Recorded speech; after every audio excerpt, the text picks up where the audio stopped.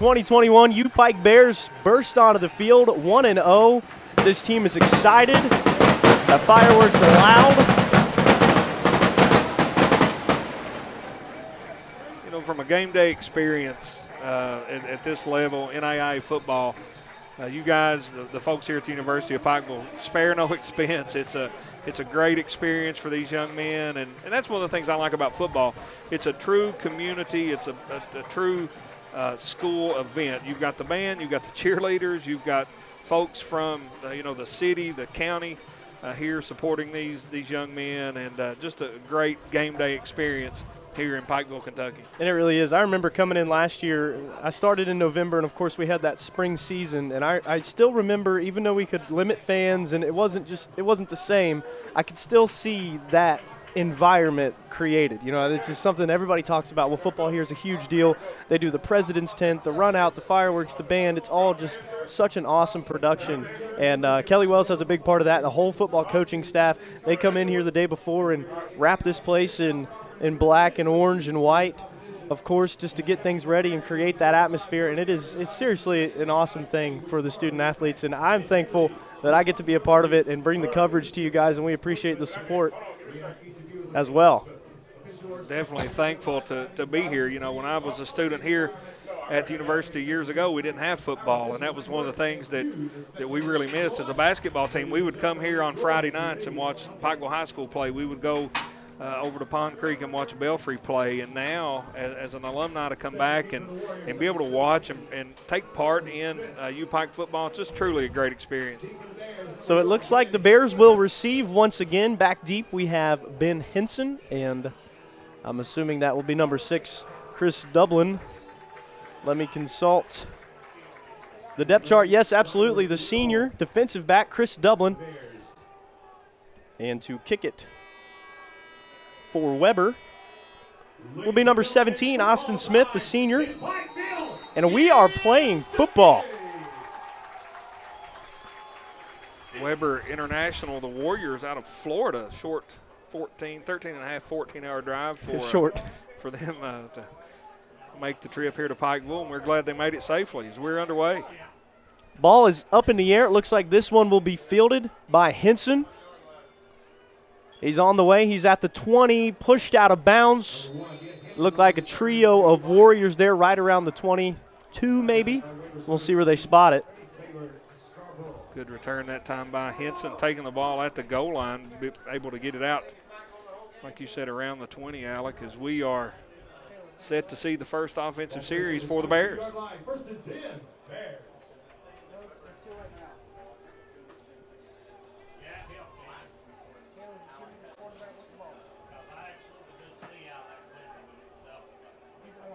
So Lee Kirkland, starting quarterback here, the redshirt freshman. Drops back to pass, first play of the ball game. He's looking for Sanders over the middle. Sanders bobbles, but he's got it right around the 40. That's good for a first down, about 15 yards on the first play. Good job by Sanders that time. Like you said, he bobbled it, but on the bobble was able to collect it, watch it into his hands, and pick up the UPIKE first down. So the Bears getting that tempo offense going. It's going to be Sanders this time with the handoff. Breaks a couple would-be tacklers. He's got through the middle of the field. He's got a little bit of room. He's got a man to beat. A block in front of him. Henson, an excellent block, and we are all the way rumbling down to the 15-yard line. And that is Alex Sanders. What a dynamic young man. 2 plays for the Bears, and they're down inside the red zone looking to put points on the board. So now it looks like we have Ivan Vaughn to the left.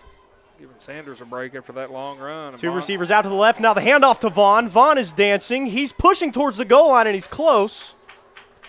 Looks to be down around the 1-yard line.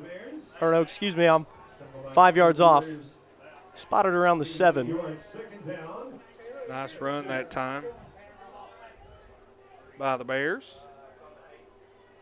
So the ball will be spotted at the 8-yard line. Single receivers, left and right. The handoff to Vaughn. He's up the middle. Good blocking. Stumbles for a few yards. Looks like he will get the first down. And he does. So 1st and goal for the Bears. A great offensive start for the Bears. A couple plays, like I said, down here on the 1st down inside the goal line, ball on the 5-yard line. Looking for a big push from that offensive line right here. Kirkland's got 2 wide right. He's looking to throw left side. Trayvon Warford, and it's picked off on the left side, and he's got room. I can't see the number quite yet. At the 40, 45, and he's brought down around the 50. That is number 6. Jamin Jones, a 6-foot defensive back, with the interception on the goal line and returned it nearly to midfield. Not the worst look from Kirkland. You got a big body in Trayvon Warford who's probably able to make that play, but a really good play for the Warriors there. Yeah, I think that Jamon Jones. I think that was more of a great defensive play by Jones. He just beat him to the spot, able to intercept the pass, and now the momentum switching back to Weber International.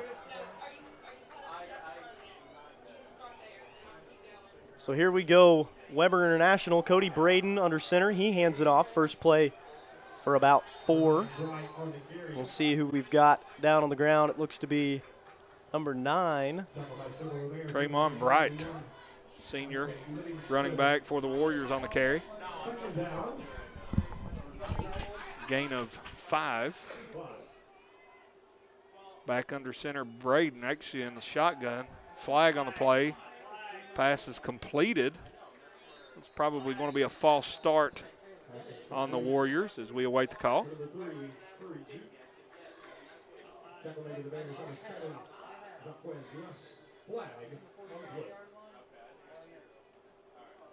The University of Pikeville will obviously accept that penalty. It was a false start on Weber. Moving back 5 yards, will remain 2nd down, 2nd and 10 for the Warriors. Apologize for stepping away there for a moment, making sure we've got our live stats working correctly. You are a man that wears many hats, Alec. You do a fine job. It's good to have you here, my man. I appreciate that, absolutely. It's all hands on deck. We got a handoff up the middle. Stumbles for a couple yards.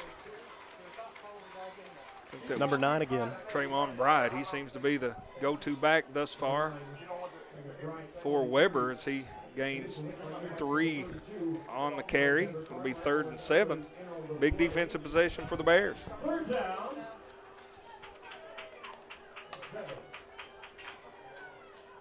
So Cody Braden lines up in a bunch formation.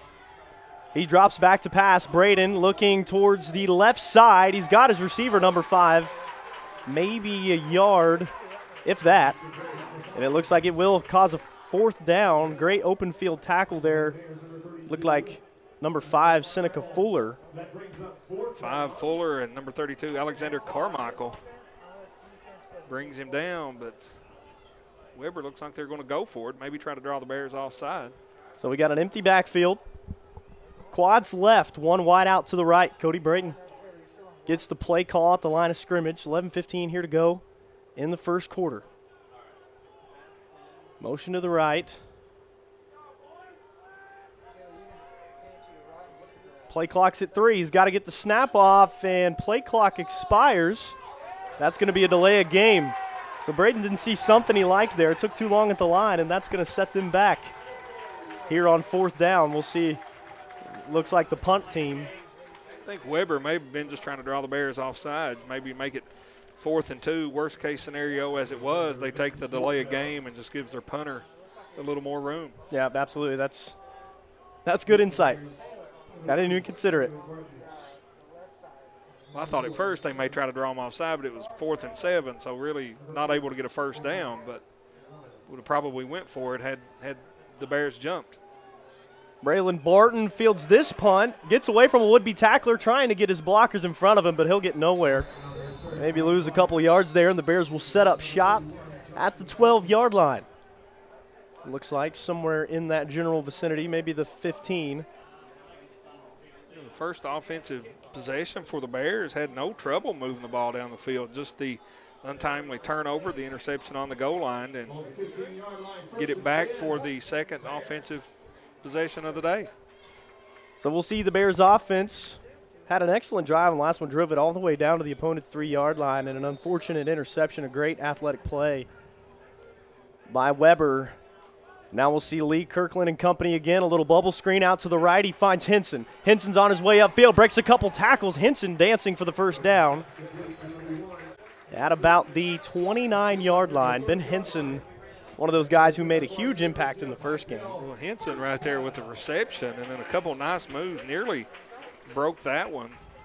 Took it to the house, sort of slipped and fell as he was tackled.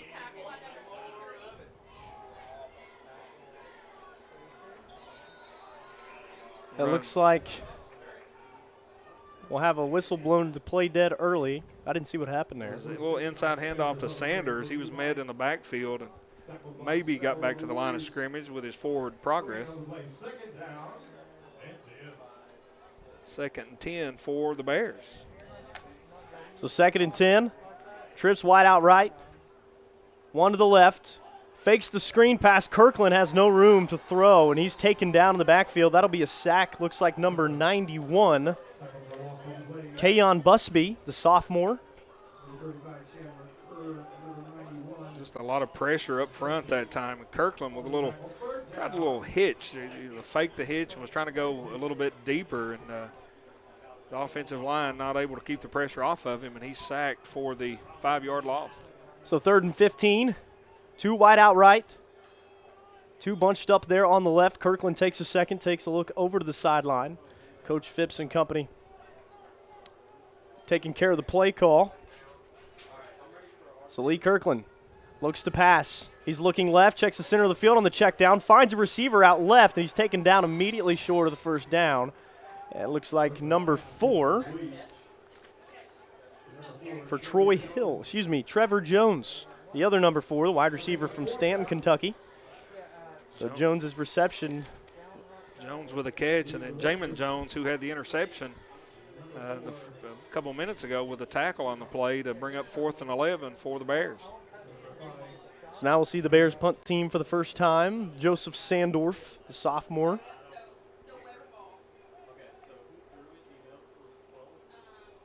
Sandorf gets the punt off.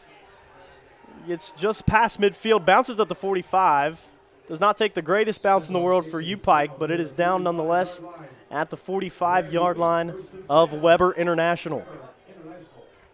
So Weber International will set up at about the 46.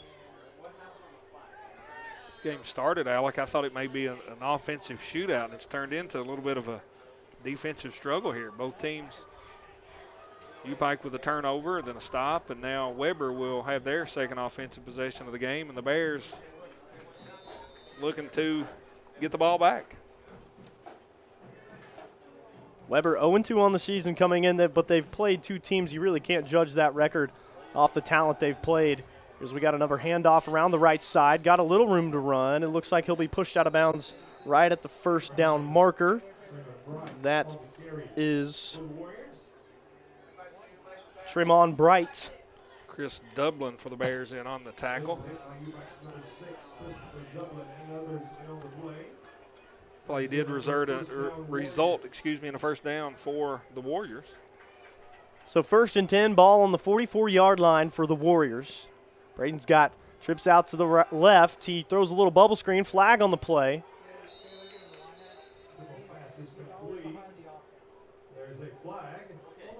Probably going to be false start, illegal procedure maybe. I don't know, from the look of Coach Phipps, it may be against the Bears. See what the call is.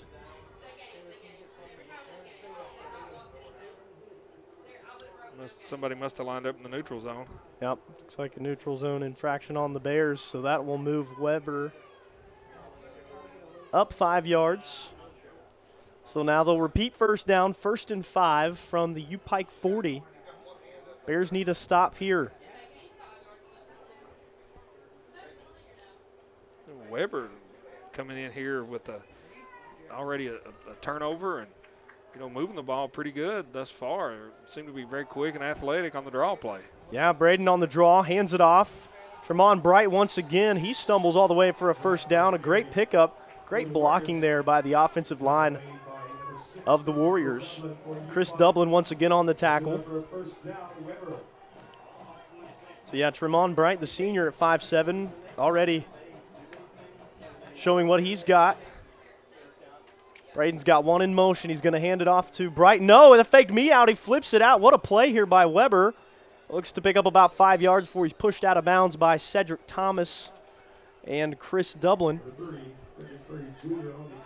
So that'll be 2nd and 5 for the Warriors. Weber really running the ball behind number 76 or left guard Matthew Morello. So now we've got Brayton, one in the backfield with him, trips out to the left. One wide out right, looking to throw. Left side, looks, he's in trouble. The Bears take him down for a sack. That's 32, Jonathan Morton. 91, Myson Livingston. And then if I can get that one to turn, but there's a flag on the play. It may be a hold on Weber. Bears really brought the house that time on the blitz. Yes, they did. Able to come away with the sack. So it will be a holding penalty. That penalty will be declined by the Bears after a great defensive play. It's going to bring up Looks third like and long. Yeah. maybe 97 was the third guy in on that attack. Defensive end, Ivan Sledge. Great defensive play by the Bears. So now it'll be 3rd and 15. National Braden back to pass. Looking right side, wants it deep. Double coverage, and it could be an interception. If it is, what a play. And did they say he caught it? Yes, that's it. He caught it. Cedric Thomas, my goodness. What a play. Well, that pass right there, it seemed to hold up for a little while in the air, and it gave Thomas just a perfect angle to get underneath it and make an athletic play to come away with the interception for the UPIKE Bears. I will tell you one thing, folks, I will try to do at halftime is go find that, clip it, put it in slow motion on social media so we can appreciate that awesome play by Cedric Thomas.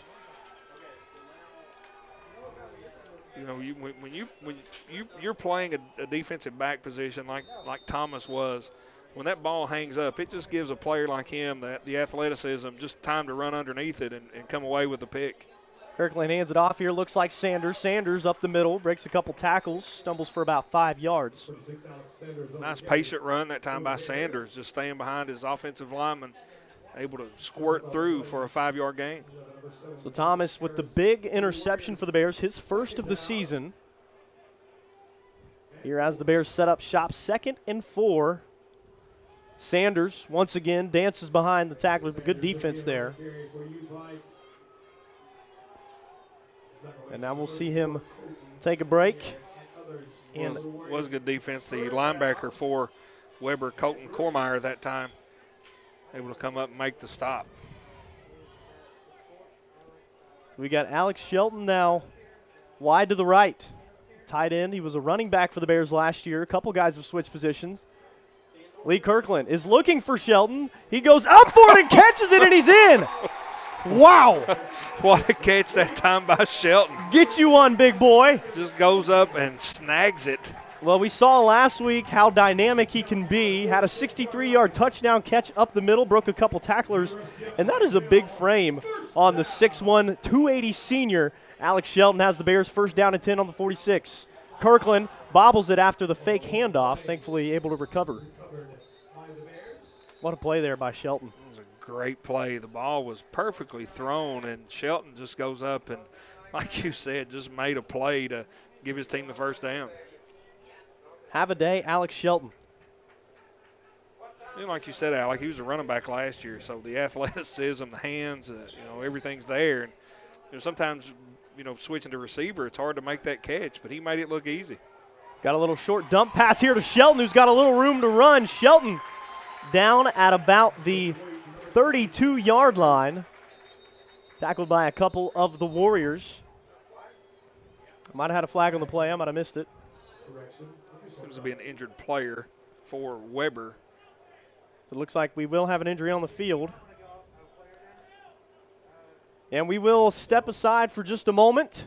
We'll send it to a break. We'll be right back. Still nothing. 5:06 left in the first quarter. You're watching the UPIKE Sports Network.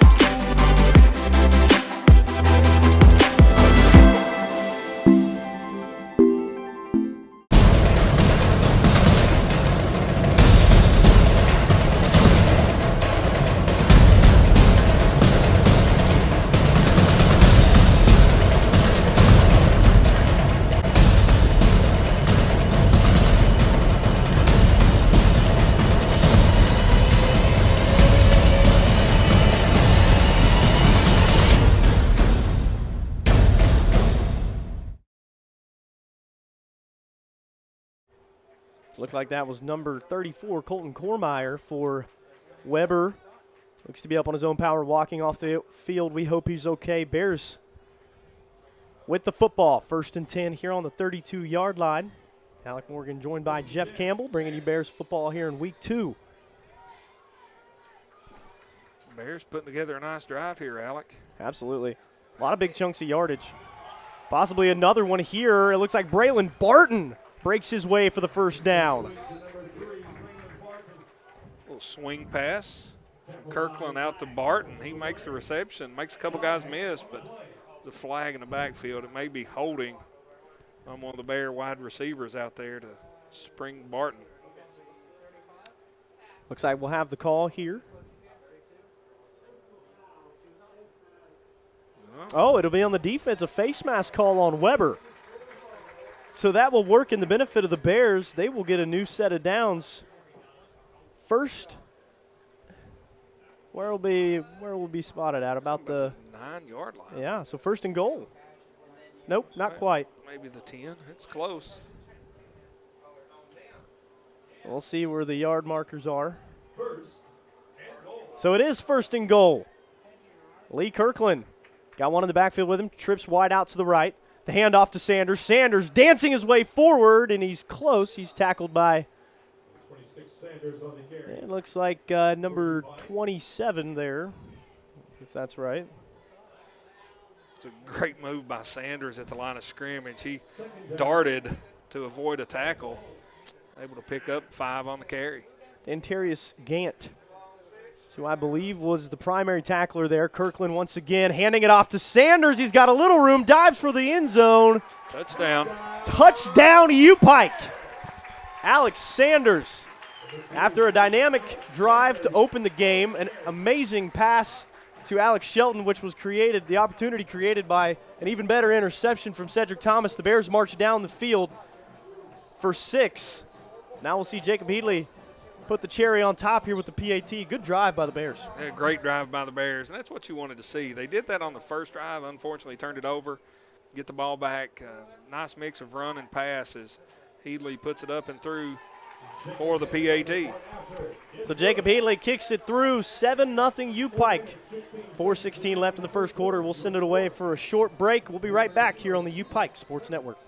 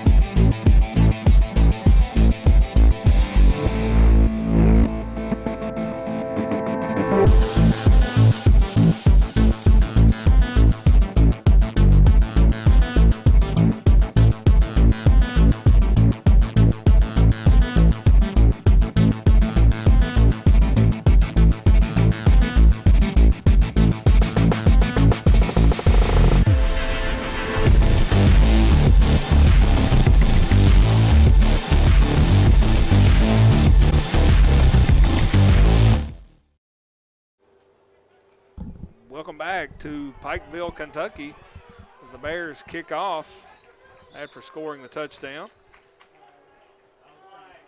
If you're looking at the live stats, we are working on getting those back and caught up. I think he's right where about the interception was on the last drive, so he's trying to catch up on that last UPIKE drive.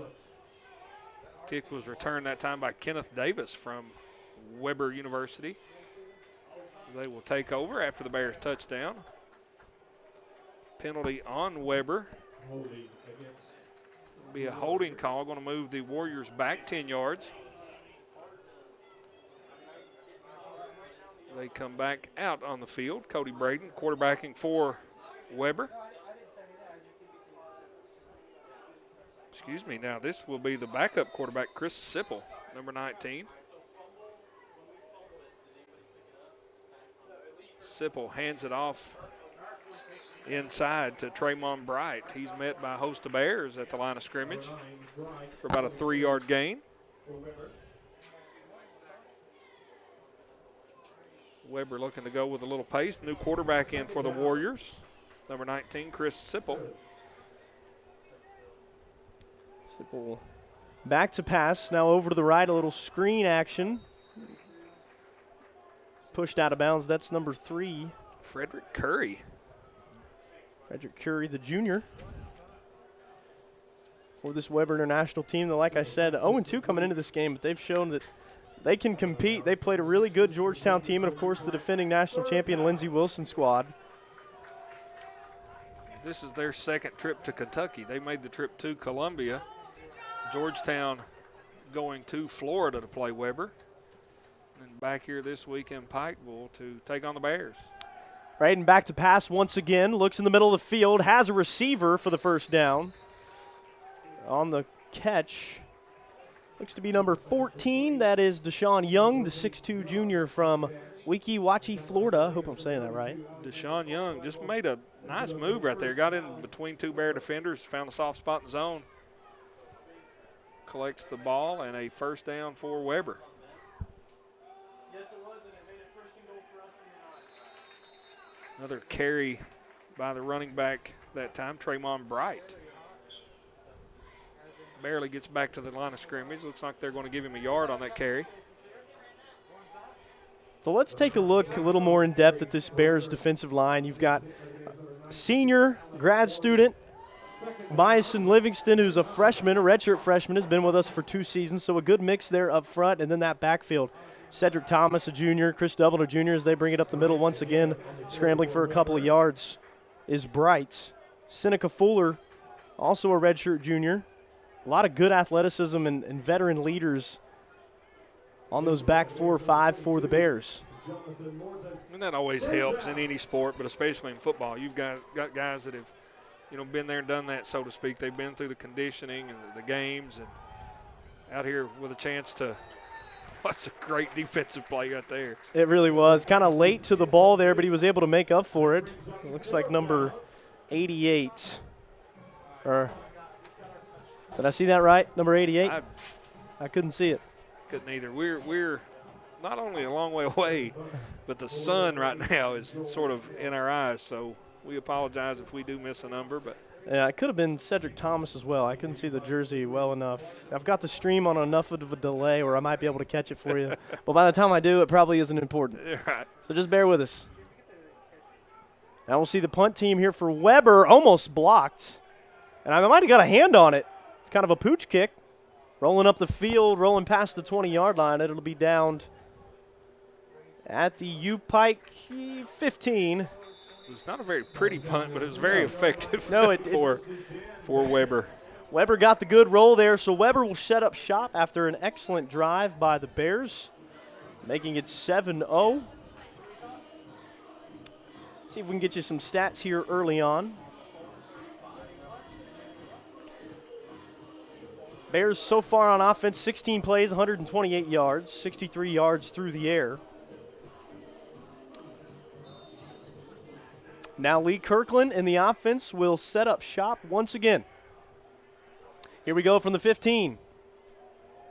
Hand off to Sanders. Sanders had a block in front of him, taken down by number 81. 26 out Sanders on the carry for UPIKE. Good defensive possession that time for Weber. Sanders looked like he was going to gain a few more yards. Brought down. Excuse me, that was number 91, Keon Busby, the sophomore. So now Sanders once again, Lee Kirkland has a receiver in motion. Hands it off up the middle, fakes the throw. Sanders doing what he does best, dancing behind his blockers. He has to have great communication with that offensive line. And I haven't been able to really zone in on the action of the offensive lineman, but coming up from a perspective, that's where I was in high school on the line. I know there's so much going on behind the scenes in terms of pull blocks and stunts that you're trying to get that hole to open up. And Sanders is one of those backs where he has a quick eye to see where that's going to open up and drive. And Weber's showing a lot of movement on the defensive front. Here we go, another one. Sanders up the sideline, pushed out at about the 39-yard line. Or no, excuse me, that was Ivan Vaughn. So credit to that guy. He had an excellent game in the season opener. Vaughn got to the second level, made a linebacker miss, and able to pick up a nice chunk of yards for the UPIKE offense. So now once again, Kirkland handed off to Vaughn. Vaughn's got a hole up the middle. He's going to go for about 3 yards. Taken down primarily by Colton Cormeyer, excuse me. He was the injured Warrior earlier, limped off the field, back in to make that tackle for Weber International. and Carmile. Looks to be doing all right. The Bears pacing it quickly here on 2nd and 5. Little bubble screen out to Henson. Henson up the sideline and got plenty for the first down, so the Bears will have a new set here from the Weber 45. Bears marching quickly down the field. Ben Henson, the receiver there, he's athletic enough. He can catch that little screen pass and take it 8, 9, 10 yards just about any possession. So that will be the end of the first quarter, a fresh 15 minutes on the scoreboard. We'll be right back following this break. You're watching the UPIKE Sports Network.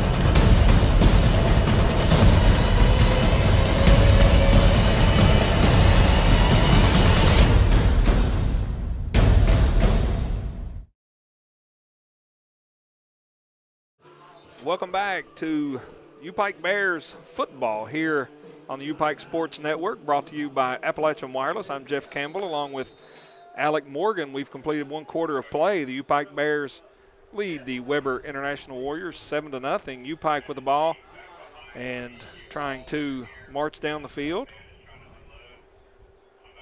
It's like the carry that time by Sanders, Alex Sanders. Got 1 yard, gain of 1 on the play.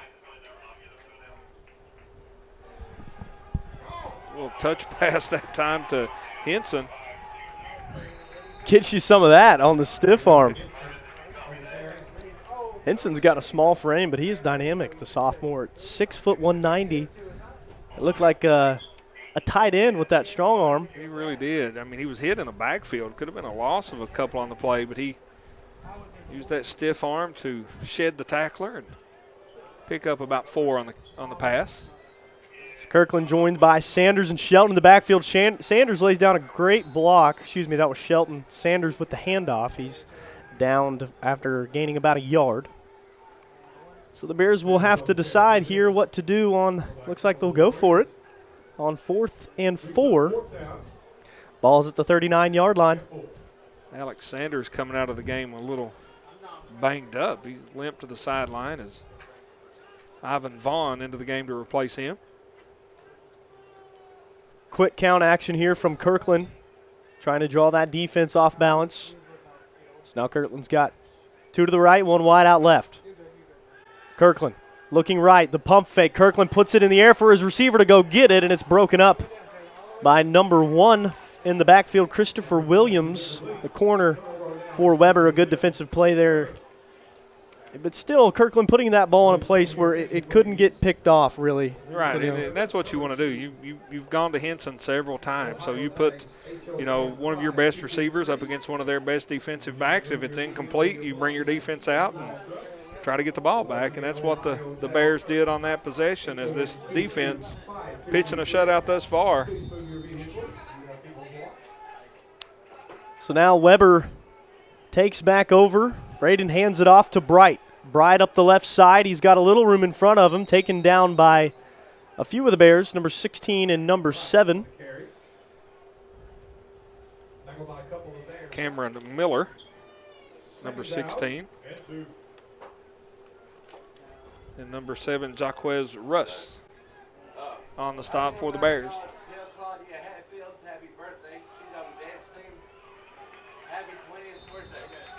2nd down and 2, and the run gets about a yard there. So they'll have 3rd and short setting up here for the Warriors, looking for win number 1 on the season. Quarterback Cody Bray, new quarterback, like you said earlier. That is Chris Sipple. I was looking at the stats from Weber earlier in the year, and they switch these guys in and out quite regularly. So that little dart up the middle by Bright is good for a handful of yards. It'll get them the 1st down, and they will set up at about the 46-yard line. Matthew Horn on the tackle for the Bears, another returner from last year's squad. Both him and his brother Alex. Sipple, one of the backfield trips left, one right out to the right. Sipple looking to pass. He looks left, has a receiver in the middle, and just off the hands of number 86, or 88, excuse me, that is Marvin Robinson.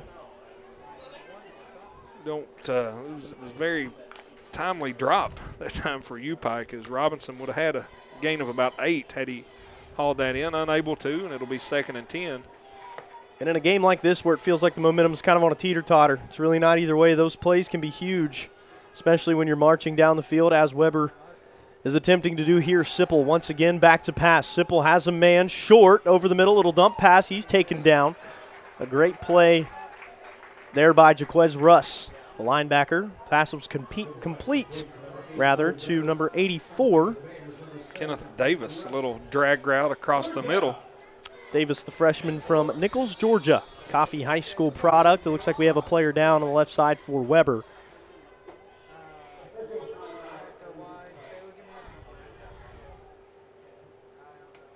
Trying to get a number, unable to pick it up, but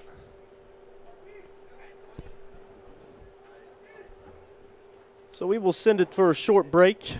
Here about 30 seconds. We'll bring you right back to the UPIKE Sports Network.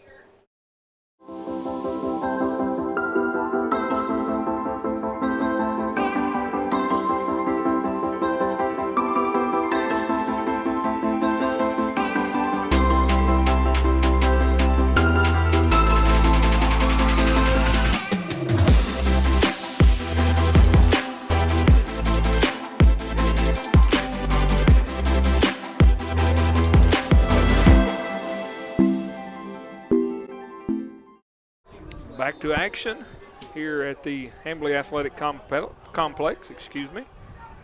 Weber with the ball, 3rd and 4. Handoff, and he's met in the backfield with authority by Trevon Warford. That's Elijah Richardson. Number 2 with a stop in the backfield for the Bears, going to bring up 4th down for Weber International. Bringing the quarterback back out on the field, Chris Sipple. Appears that the Warriors are going to go for it. Earlier in the game, they ran the same formation, tried to draw the Bears offside. The Bears didn't jump. This time the Warriors go for it. Sipple back to pass, incomplete. Bears will take over. Good defense there by the Bears. Linebackers and secondary getting the job done, so they force a turnover. Turnover on downs for the Bears. And the offensive unit will take the field for UPIKE once again. Pretty decent field position to start out, just outside of their own 50. Big stop and a big hit on that 3rd down play by Elijah Richardson, the 6-foot senior from Knoxville, Tennessee for the Bears. Just an enormous stop in the backfield to really get this ball back to his offense. So now it's the man, Lee Kirkland. Quick snap, Kirkland looks to pass, drops back under a little bit of pressure, gets a little dump pass off. Looks like to Braylon Barton. Barton makes a good gain for 6 yards. Nice play call on 1st down right there. Weber's been blitzing, trying to put a little pressure on Kirkland, and he's, a lot of times those screens and draws sort of offset that pressure. Another handoff up the middle. Gain of about 3 yards. It'll be a new set of down for the Bears as they get the 1st. Alex Sanders on the carry. He's 26 and Vaughn's 25. Sometimes it's hard to distinguish between the two numbers, but he's going to get it again. This time Vaughn, no gain on the play. Might have lost half a yard or so there. It was probably Vaughn on that previous carry then. Could have been either. Like you said, it's tough to differentiate. Sometimes these uniforms that they wear, which they look amazing, by the way. Yeah, they do. I love the new Bear. Me too. I teach in a high school, Perry Central High School, and we have a lot of students who really they say, that looks cool. So We are absolutely glad we like it. We loved rolling it out. It is an awesome new look for our people. And here we go. Ben Henson over the middle. Almost breaks the tackle. Great play through the middle of the field, but he's down. Looks like holding his back hamstring. it's going to be a horse collar tackle. It was. And dragged down pretty hard there. Henson going straight to the injury tent. Seems to be in quite a bit of pain. It could be maybe a sprained ankle. Hopefully nothing more severe. That penalty is going to give us about 15 more yards for this UPIKE offense.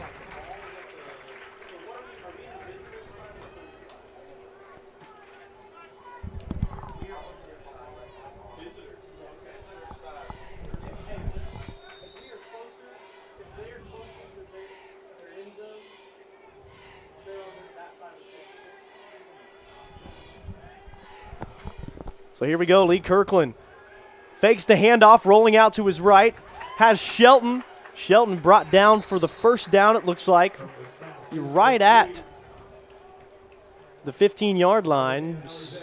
That's not a good sight to see. Shelton is down. Hopefully the big guy's okay. So the trainers will run out to the field. Okay, he gets up slowly, tenderly.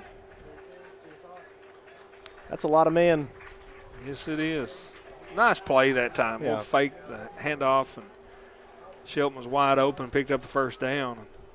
Hopefully that young man's okay.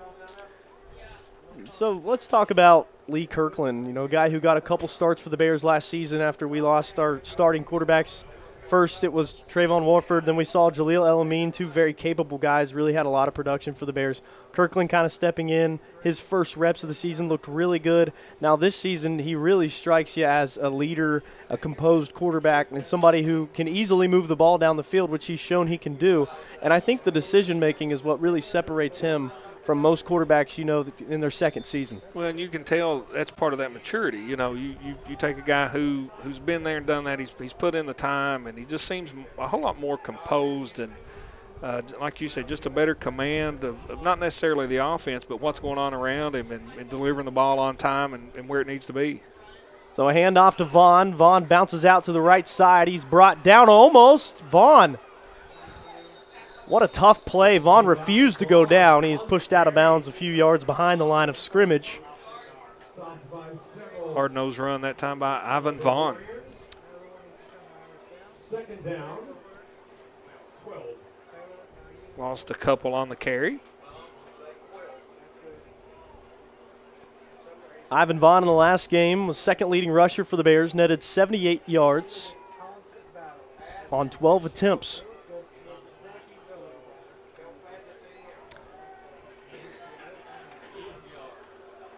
Into the game for the Bears, number 89, Eldrick Mason, the freshman from Lawrenceville, Georgia. Kirkland back to pass, has his receiver on the left side. That's Artise Clark, the senior. Clark all the way to the end zone, touchdown. Using that height and those long legs to get over the would-be tacklers, dancing into the end zone. Bears lead at 13-0.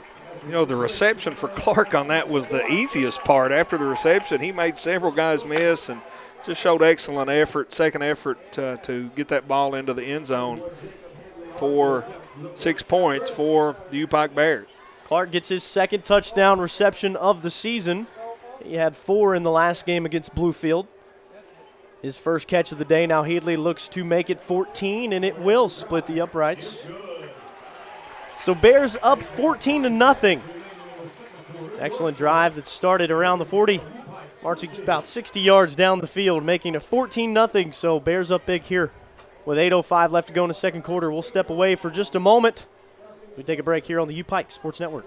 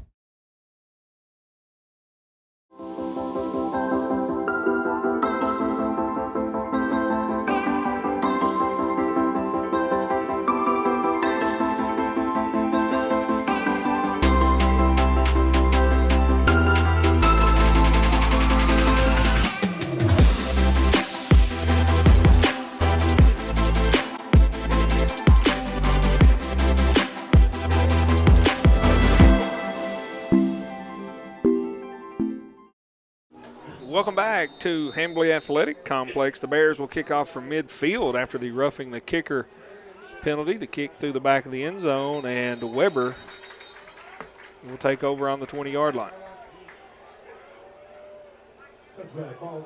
UPIKE with a nice drive on that last possession. Scores the touchdown, the PAT. Lead at 14-0. A couple players tangled up over there. Referees step between them. Beautiful day for football. Excuse me, the 25-yard line. I said the 25-yard line for Weber International. I'm Jeff Campbell, along with UPIKE Sports Information Director Alec Morgan, bringing you today's action between the Bears and Weber International.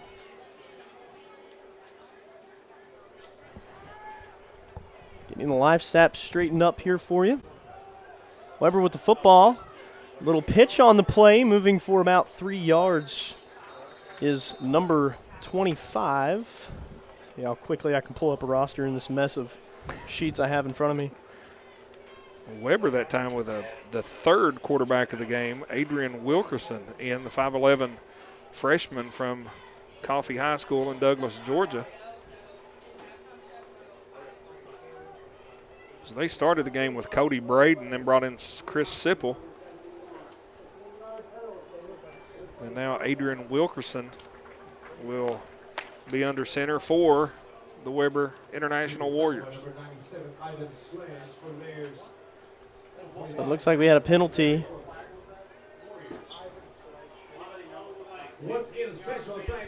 Two plays in a row that Weber's had penalties, roughing the kicker on the PAT, and then that one there. It'll be a holding, so it's going to be okay. From the spot of the foul. It's going to be 1st and 23. I don't want the folks to think I'm just spacing out and leaving Jeff hanging. I'm just trying to make sure that our stats are good so that, yeah, we, as much as we'd love to watch this game again and restat it, I'd rather not have to. As the Bears ganging up at the line of scrimmage. 3 of them in there. That's looks like number 4 leading the charge. Troy Hill. Troy Hill, yeah. That was Wilkerson on the carry, getting nowhere. Going to have a second down in 17 for the Warriors. Sipple back into the ball game, I believe. That's number 19. You know, this is a huge possession, defensive possession for the Bears. If they can get a stop here, they should come out with really good field position. Dropping back to pass, he's under pressure. The Bears chasing him down. Looks like Sledge was in on that, and he'll throw it away out of bounds. Good job by Sipple there to escape the impending doom of the big-bodied Ivan Sledge coming off the side. Well, great pressure that time by Sledge, and the quarterback got away initially but was under duress as he let that ball fly incomplete, and now it's 3rd and long. And if you're UPIKE here, you just don't want to give up a first down. 3rd and 17. And the odds are in our favor here. It's a really good opportunity to get good field position and go back-to-back on possessions. So here we got Sipple. He's got 2 wide out to the right, 2 wide out left, single in the backfield. He's looking to his left. Throws one up in the air, corner. Great coverage there by number 16, Cameron Miller. And that ball was thrown maybe even a bit too high to catch in the first place. Yeah, Miller did an outstanding job using the sideline as that extra defender, and Sipple not able to drop the pass in there. Going to bring up 4th and long. Another opportunity for this UPIKE Bears offense. So 14-0. Here's 6:59. Once again, thank you for joining us. Trying to bring you exciting Bears football action, even more exciting when we're up 14 to a goose egg. It's always better when your team's winning, right? I mean, absolutely. Well, it looked like he fumbled the snap a little bit. A short kick catches him off guard, and Cedric Thomas is going to return it for a handful of yards, but the Bears set up with excellent field position at about the 28-yard line. The snap was bobbled by the punter. Yeah. He was able to pick it up and kick it not very well. Ball was collected by Cedric Thomas. Like you said, Alec, returned for a couple yards. The Bears already in great field position. So now we'll see Kirkland and company. Looks like he'll be joined by Ivan Vaughn. Great opportunity right here. Throw it to the end zone. Trips left, little bubble screen to Clark. Clark trying to get behind some blockers there on the outside, but nothing doing for the Bears on first down. Maybe 2 yards? I don't know. It looked like I might have underestimated that. They placed him about 4 yards ahead of the line of scrimmage, so 2nd down and 6. Job that time by Clark just to keep moving forward to get a yard or two. Hand off to Vaughn. Getting nowhere, brought down by 94 for the Warriors. It's going to be Demarion Murray, the 5'11", 310 freshman.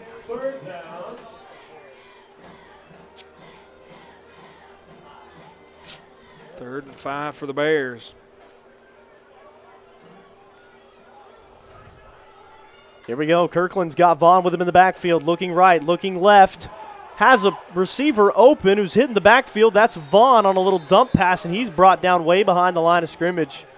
We'll see, will they spot the ball with forward progress. UPIKE that time faked the screen to the right side, brought it back for a screen on the left, and Weber International not fooled, and now it's going to bring up 4th and 14. Ball on a 32-yard line, and you've got good field position here. Might as well go for it. I like rolling the dice here. Yeah, I love it. 4th and 14. Lee Kirkland gets set, trips wide out right, a receiver to the left. Out of the backfield, stepping back to throw. Throws one up for Ortiz Clark, and he just can't hang on to it. That's really good defense there by the corner, and Clark wants the interference call. May have a roughing the passer call back here on Kirkland. Oh, we do have a flag in the backfield. That's one of those plays where everyone's watching the ball and you look back and you see the flag at the foot of the quarterback who's laying on the ground. Wow. I didn't quite catch the number on that, but that is a huge break for this Bears offense. Unable to convert on 4th down, but the roughing the passer, and that's one of those. Head coach Eric Pachotny for the Warriors is not happy about that call. And he will, looks like, take a timeout. We'll have our first timeout on the field as UPIKE leads at 14-0, 5-11. And we will step aside for just a moment. You're watching the UPIKE Sports Network.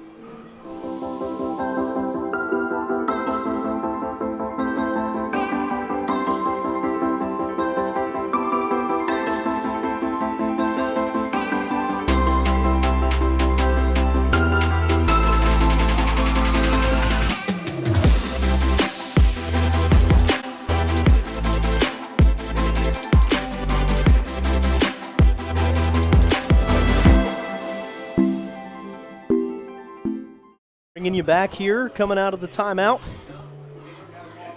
5:11 left to go in the second quarter. What's your overall synopsis of this Bears offense so far in this game? Well, I like it. I mean, you know, we're moving the football, trying to mix in a little pass and run. We've taken advantage of a few, you know, mistakes from Weber International, and you know, anytime you're ahead 14-0, and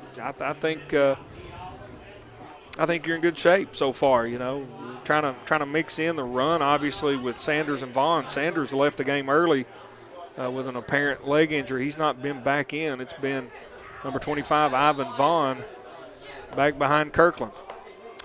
Vaughn will move over to the left. Kirkland too wide out right. He'll hand it off to Vaughn, who's jumping through the line of scrimmage to pick up a few yards. Gang tackle at around the 13-yard line, maybe the 14. It will be spotted at the 14 for the Bears. Then I think Weber International is really trying to take the run away. They're stacking the box, trying to limit the yards that the Bears can pick up on the ground. And, you know, and we still want to run the ball. You still want to try to run the ball, move the ball, and that's the reason we've not been able to break any of those long runs since the first one by Sanders in the first quarter. Yeah, these reads from the defensive back, the secondary of the Warriors, Couldn't get that one out. Has been excellent, too, on these screens for the Bears. They've really not been able to get anywhere past that first drive. Like you said, they're reading these screens great, and you can watch the whole defense shift to one side. So whatever defensive coordinator and defensive backs coach Travis Johnson is telling these guys to key on, they're doing a good job.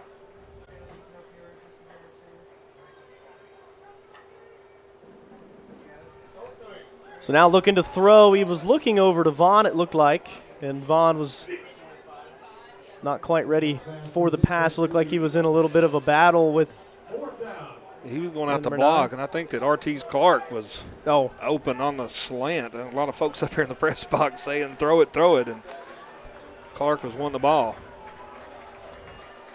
So now we'll see if we can get out of this one with at least 3 on the board. 4 minutes left to go here in the second quarter. Jacob Headley, who Mid-South Conference Special Teams Player of the Week. Looked like almost had an offsides there. That one is blocked. It is going to roll out of the end zone, so no good. Bears not able, but there is a flag on the play. I did think that the defensive line jumped a little early. When you see Headley and his offensive line, his blocking scheme, those guys on the edge talking right there, I don't know if they didn't hear the snap, the count, or what. There's definitely some miscommunication.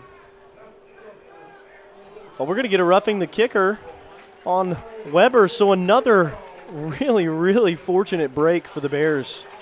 That's the second time they have been called for that. After the second touchdown, Headley made the point after, but they were called for roughing the kicker on that as well, and we sort of missed that as we went to break after that touchdown. Yep. But Weber, not really helping themselves with these penalties to extend the drives. And if you're the Bears, you definitely need to, you've got 2 30-free yards here on fourth down and a PAT. You really want to put this ball in the end zone. So a huge break for the Bears.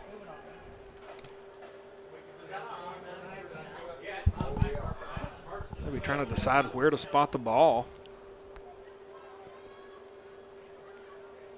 The scoreboard said the ball was on the 14. He hadn't turned his mic on, so we didn't get any of that.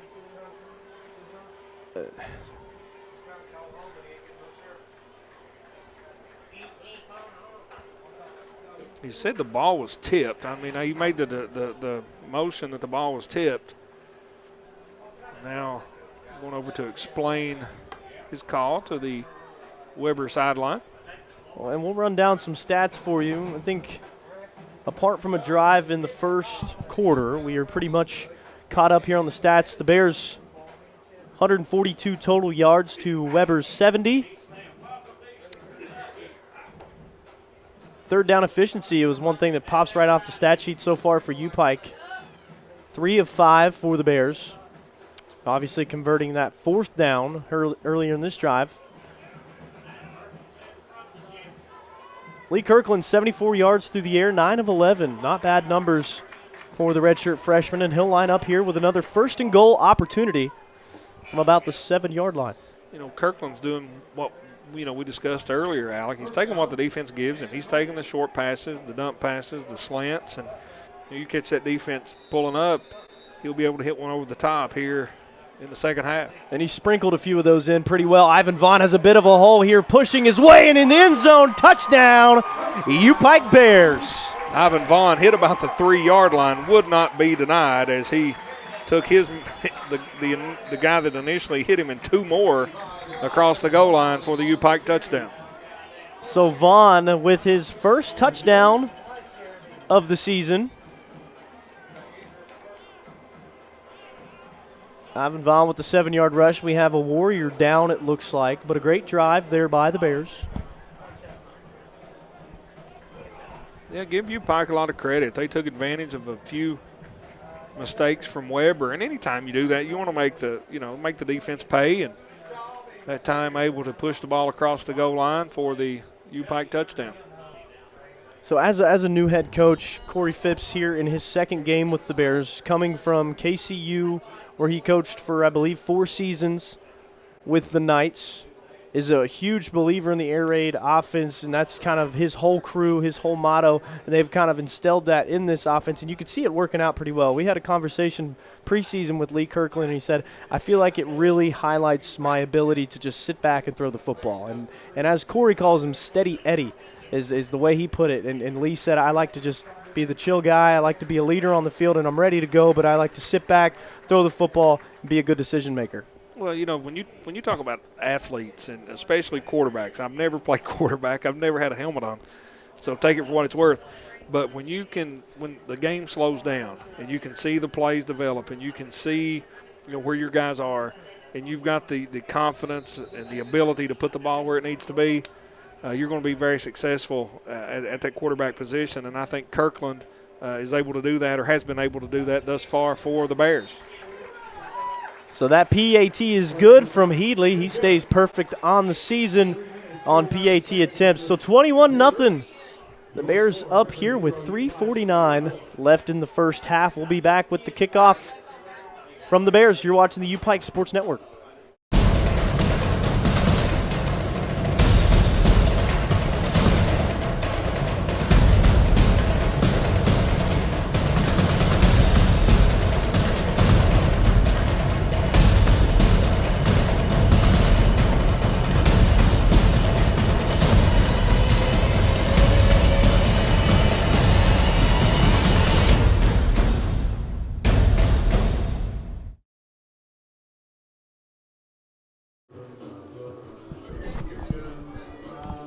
Bringing you back here, 3:49 left to go here in the first half. Sandorf set to kick it away for the Bears after a big drive capped off by Ivan Vaughn and his first touchdown of the season on a 7-yard run.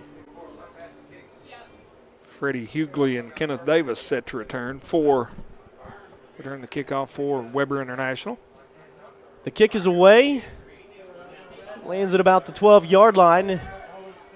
As Weber, that's 84 on the return, and a big return here. Spinning away from tacklers. Now he's got space in the open field. This is 84, Kenneth Davis. Davis waiting for the last blocker, and he's going to go all the way. Wow. Early call here, but an 88-yard return.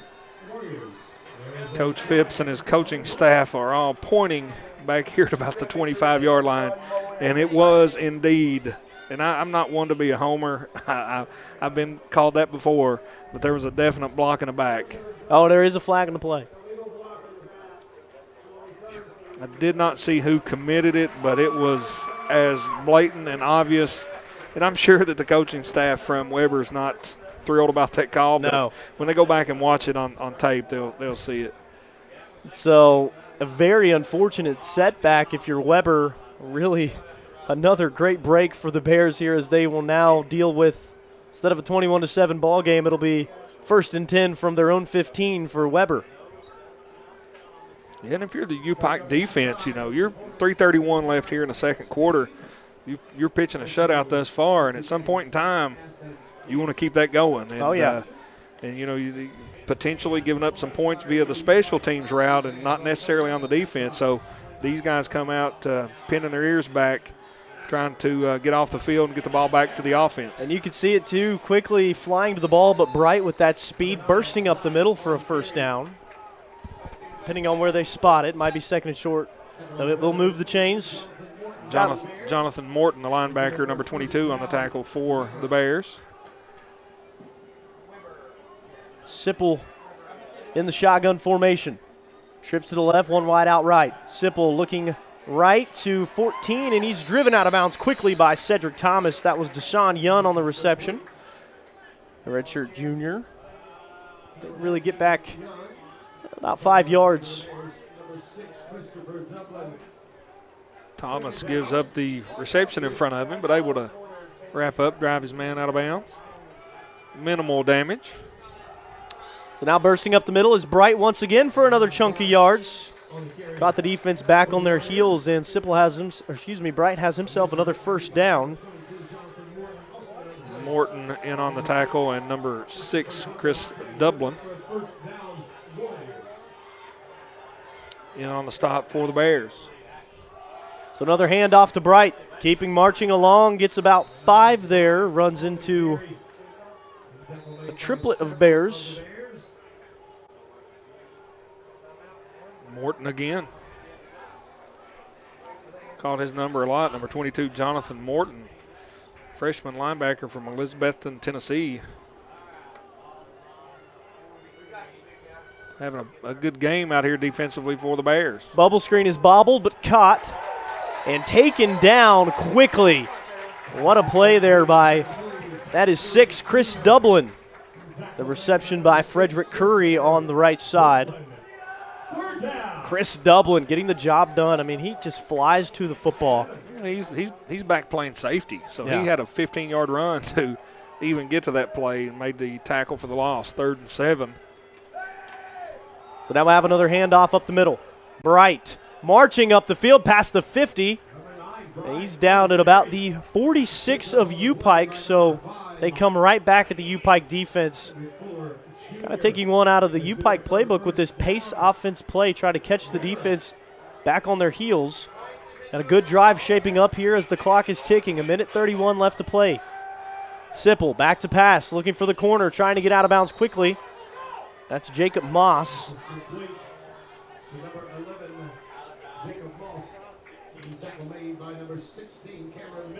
1:26 left here. I was trying to see if he went out of bounds. I guess he did,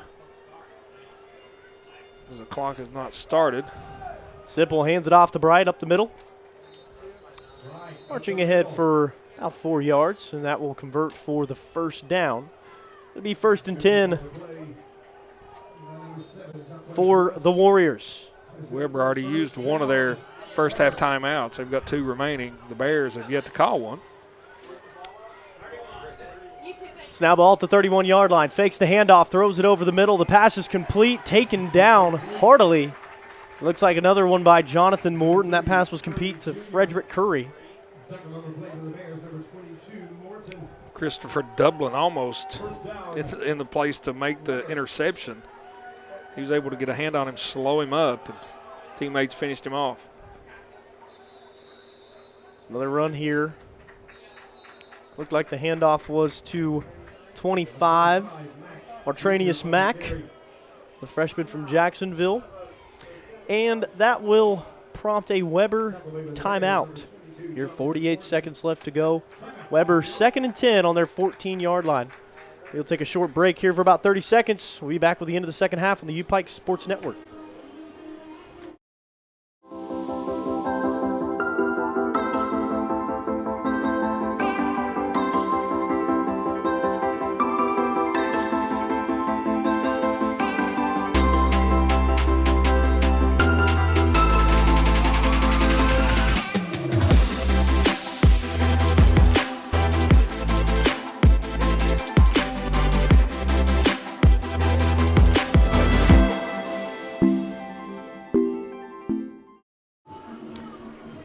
Bringing you back.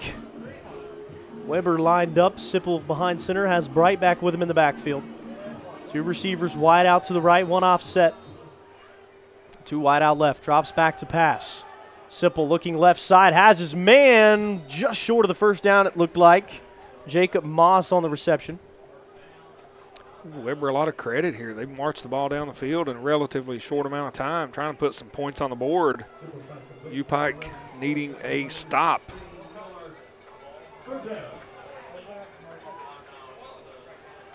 Sipple once again looking to pass, looks right side, breaks the tackler, and just down at the 2-yard line is Curry. Dublin with a missed tackle. Cedric Thomas come in to prevent the touchdown. So now 1st and goal. Ball at the 1-yard line, trying to push ahead, but a great defensive effort from the Bears. That front line stifling that attempt. Short. It's Weber's last timeout. So they will burn their last time out, and we'll keep it right here. So how big of a defensive stop is this for the Bears to hold the shutout into halftime? Well, I've jinxed it. That's what I did. I shouldn't even mention it, but it is a huge, huge stop right here. And Weber, obviously with no more timeouts, only 26 seconds left. They've ran the ball very efficiently with Tremont Bright. You know, do you keep it on the ground with him? Do you quarterback sneak? Do you try to, you know, throw a pass? They've really got the whole playbook, or pretty much the whole playbook, at their discretion. But if you're UPIKE, I think you've got to really watch the interior here, watch that run as they're going to try to punch that ball across. Yeah, Tremont Bright getting it done, the most productive for the Warriors so far. 10 attempts, 84 yards. He's averaging almost 8.5 yards a carry. So that young man has been dynamic. Trying to get on the board here is Weber. Sipple, he's got 36 yards, 8 for 9, pretty efficient on the day. Had that one pick to Thomas earlier in the game. Frederick Curry leads the receiving corps for the Warriors. Now we'll see what UPIKE has to answer for whatever Sipple decides to do. Getting the ball, you know, 8 yards a carry. I think it's what I would do. Yeah. Pistol formation here, has a receiver in motion. Curry in motion. He's looking left side. Curry wasn't looking for the ball, and it's tipped at the line of scrimmage. Is that 91? Broken up by, if that's 91, that's Myson Livingston. 91 got his hand on the ball to deflect that pass. So 91, Myson Livingston breaking that one up, and a great defensive play at the line. So now 3rd and 1. Sipple looking to pass. Going to go for the fade play. The defender's all over it. Cedric Thomas. Another fantastic play in the backfield. Great play by Thomas. He just got him inside position there, and the ball was a little underthrown. Yeah. As far as a fade route goes, he deflects it out of bounds. 4th and 1. A side note, though, I think there's nothing prettier than when you have a quarterback that can execute on those fade routes when you're just a yard or two back, and it's just so much. Yeah. It's a perfect placement right on the edge of the. But they will go for it here. Sipple lining up under center. He's got Bright behind him. Sipple, the snap, handing it off. Everybody's pushing and stuffed at the line. Yes, sir. Running out is Ivan Sledge. Big number 97 Sledge with the suffocation in the backfield and the shutout. I feel good about the jinx being averted, at least for a moment. Great play there by Ivan Sledge on that defensive line for the Bears, the redshirt senior. I think it came down, 3rd down. I was expecting run and they passed. Or 2nd down, I was expecting run and they passed. 3rd down, I was expecting run and they passed. And then when it comes to 4th down, he goes under center. I think everybody in the house knew what was coming, and the Bears, not fooled, able to make the stop, and we'll take over here with just 17 seconds left in the 2nd quarter. We'll see what the Bears decide to do here. Still going in the shotgun formation, so it looks like they will try to run a play. Lee in the backfield. A penalty prior to the play.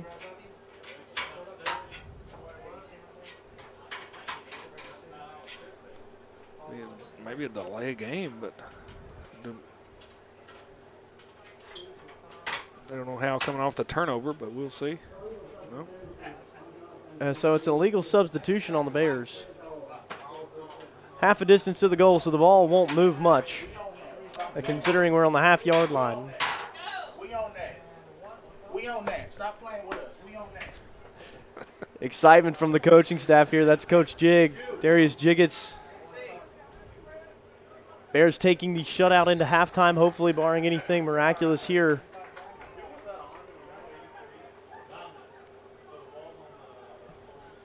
Well, Weber doesn't have any timeouts, so a sneak here, forward progress, keeps the ball out of the end zone, and we'll take that 21-0 lead into halftime. What a great half by the Bears. So that will take it into halftime, and we're going to get some Slim Chickens from our corporate sponsors. And we will bring you back with halftime stats here in about 15 minutes. Alec Morgan and Jeff Campbell will be bringing you UPIKE football here on the UPIKE Sports Network.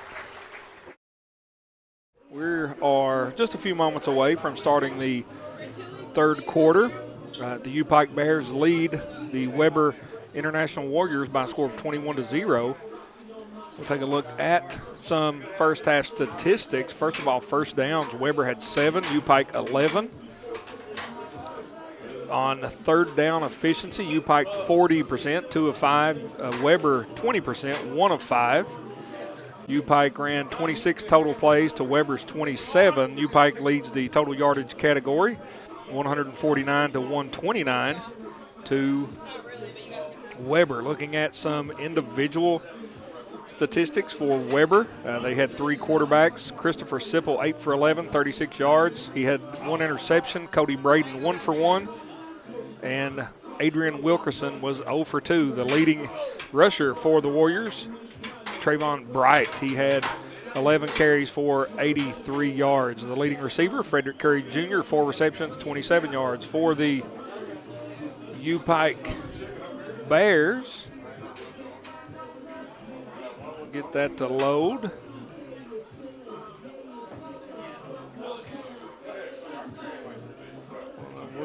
Maybe we'll get it to load.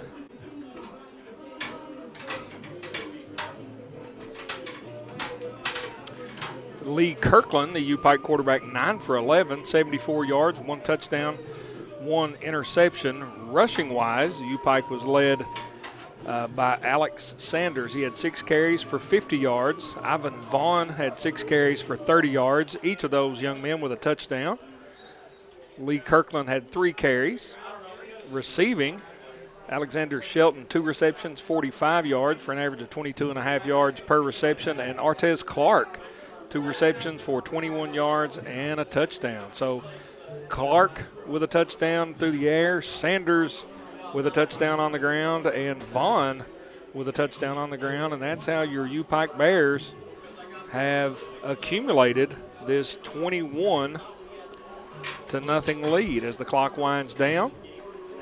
The sun in our eyes here in the press box, and both teams matriculating back to their sidelines. UPIKE will kick off, and Weber will have the first possession here in the third quarter.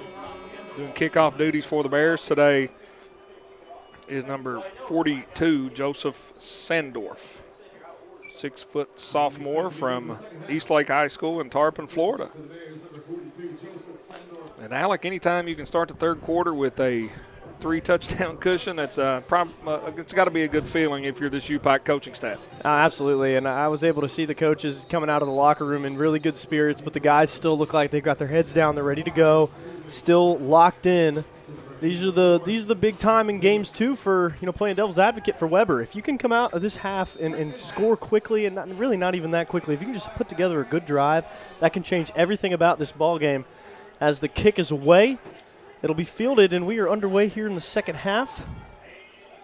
That is 84, Kenneth Davis, brought down by a gang of the Bears. Davis was the kick returner who had the touchdown in the second quarter called back due to a block in the back. Dangerous returner for Weber.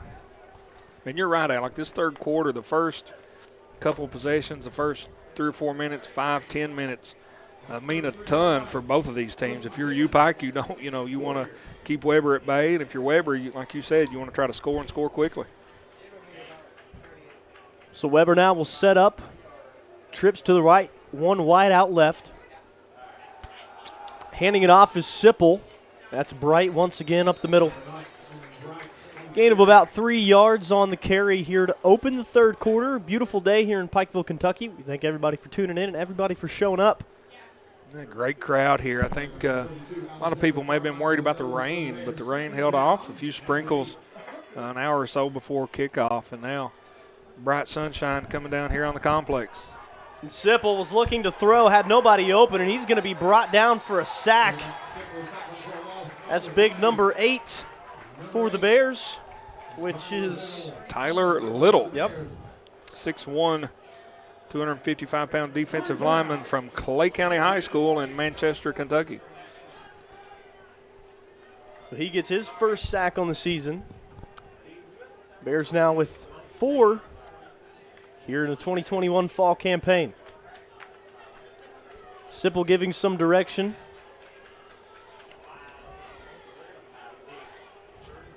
Third and 10 for this UPIKE Bears defense.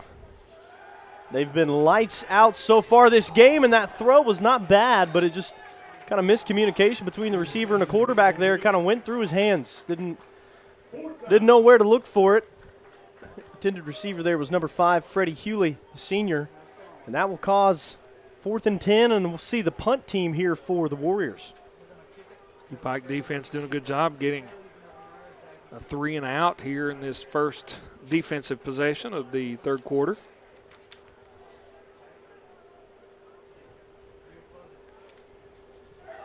So the punt is away,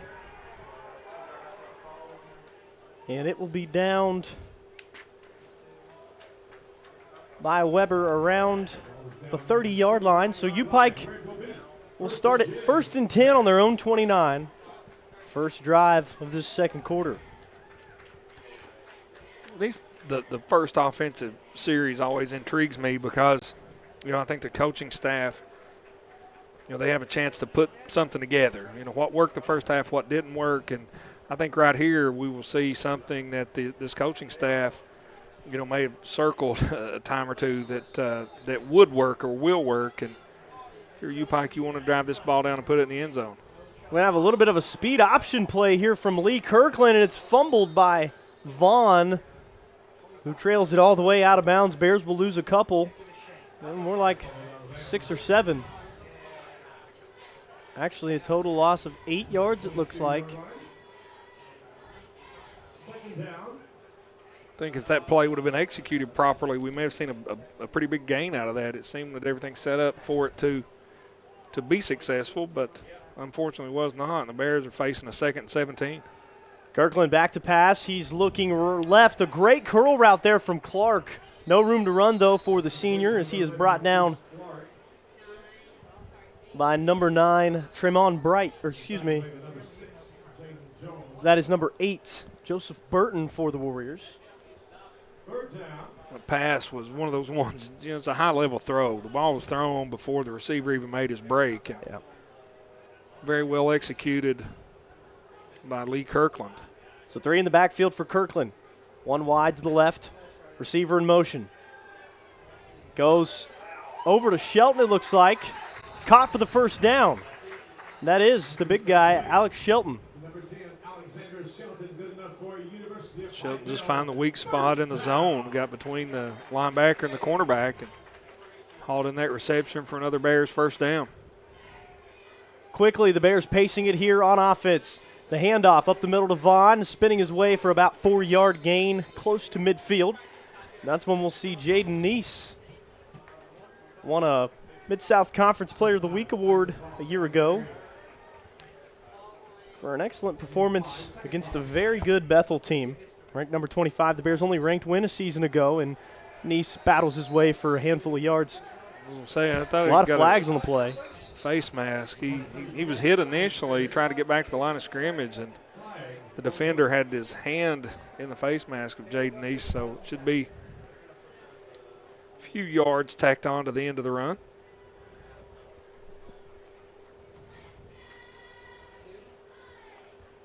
So it will be a face mask called on the Weber defense. And if you're Weber, I'm sure one thing the coach pointed out on the stat sheet, if they even looked at it at halftime, is those penalty yards. It's been absolutely brutal. And a lot of them have been, effort penalties. They're trying to block. Trying to block a kick. They run into the kicker. Trying to, block on a punt return. They get a block in the back. And can't really fault the effort, just the execution. But you're right. The penalty yards stacking up against Weber. Jaden Neese crushing through the line there for a gain of about 4. Alex Sanders, the running back for the Bears, with a touchdown earlier in the game, left with an apparent injury. We've not seen him back out there since. So now it looks like it's going to be Ivan Vaughn and Jaden Neese toting the rock for the Bears. 2 to the left. Looking left to pass. A little screen route to Clark, who makes the defender miss. Goes head on into the DB. A big hit there on the sideline, and Clark uses that big body again to dive forward for a couple more yards. Jamin Jones for Weber on the tackle. Young man had an interception earlier in today's game. 3rd and 1. Spotted at the 28-yard line. Whistle blows the play dead early. Had some movement on the line, it looked like. I think Weber's going to get a timeout. They had about 15 guys on the field or so, it appeared. They were trying to switch in and out. UPIKE trying to catch them with too many men on the field, and the Warriors forced to burn a timeout. A good heads-up play here as they will rally back with the coaches, and we'll take our first break here of the second half. 10:46 left to go in the third quarter. Bears still up 21-0. You're watching the UPIKE Sports Network.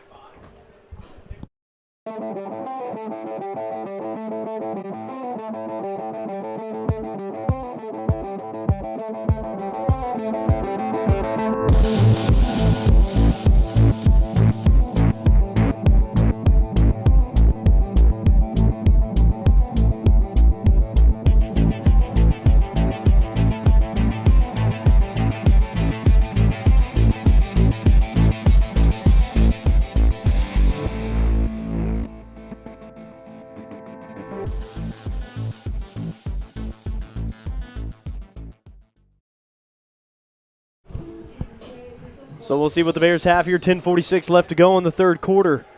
Lee Kirkland, Shelton, and Nice joining him in the backfield. They draw some movement. The defense firing off the line, and that's 23. Jaron Muse caught in a bad spot there. He was ready. He was ready for all the action on that play. He was about it. I think they could have called offsides on him maybe twice. He hit the center, hit the quarterback, hit the running back. But a definite blitz situation for Weber, but UPike's going to pick up the first down on the defensive penalty by the Warriors. The Florida native is loving it. He's soaking it in. I mean, you got to love the intensity, but like for this Weber defense, it's not been a good look so far this game that they've been so aggressive at the line. You know, that's what you want out of your defense, but it's cost them a lot of yardage, and now we're getting set up here right just outside of their 20. Well, I give Kirkland, Lee Kirkland a lot of credit for that. He's mixing up the snap count, going early in the count sometimes, going later in the count sometimes, and, really keeping them off guard as Nice on the carry. Now we're going to start getting chippy, just like Paul said over there on the scoreboard. That's been how it is the second half. Well, Weber trying to get a little momentum. Yep. And UPike trying to keep it and hang on to it. But UPike's not going to be pushed around and bullied around here on their home field, especially leading 21-0. Kirkland back to pass. He's looking left. Deep throw down the field. Has Artis Clark, and once again, the Kirkland to Clark Express finds for 6 points. What a play. That's a beautifully thrown ball between the cornerback and the safety, and Artis Clark just goes up and gets it for his second touchdown of the game.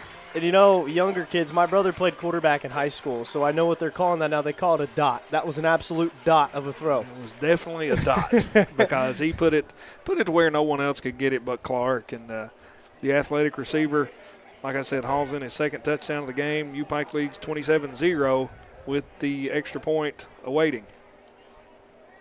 Headley in the snap count drew a defender off. Did a flag fly? It definitely should have. Yes. Line judge on the far side has his out. Can't see, the sun is brutal.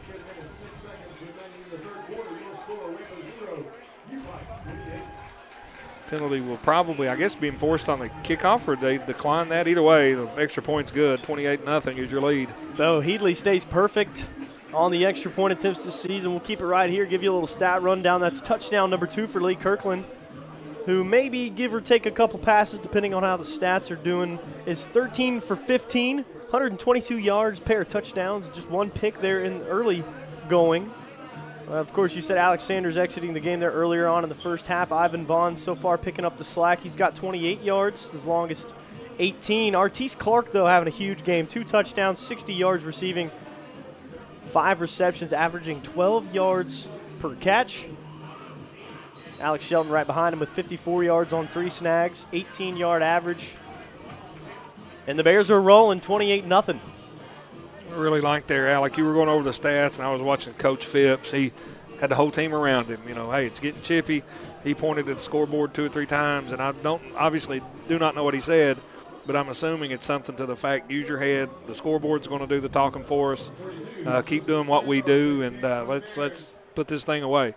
And I think a thing you got to keep in mind is these guys are chippy because they've been ready to play football. Last year was a weird season. They were without a coaching staff for most of the offseason as we are underway here, and it looks like Smith once again takes it for Weber.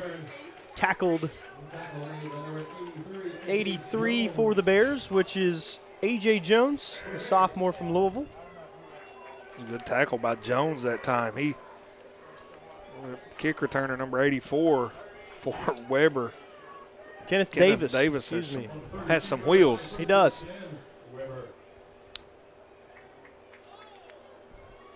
So now in a shotgun formation, 3 receivers to his right, offset. 1 to the left. He's looking left, going deep. Miller on the coverage. The throw is short. There was a lot of hands going back and forth, but it looked clean. We do have flags on the sideline, though. That's going to be on us, yeah. It looked clean for the most part. He may have gotten in front of him a bit too much there to block his ability to get to the ball, but it was still good coverage by Miller. It was great coverage, and if that's one of those things where, you know, the pass interference penalty just gives them 15 yards. It's not a spot foul like it is in the NFL, so I'm okay giving up a penalty there as opposed to a 40, 50-yard gain or even a long touchdown pass. So now we'll see the Weber offense setting up here on their own 47. Just short of midfield. 3 wide out to the right. He's looking right. He pump fakes, steps up, throws it down the middle, and it's tipped by Jonathan Morton. The Bears intercepted. That is number 9. Will Thompson. Will Thompson, the grad student.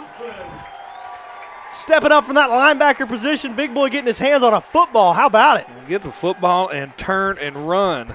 And returns the interception across midfield. And the Bears sideline very, very excited after that turnover.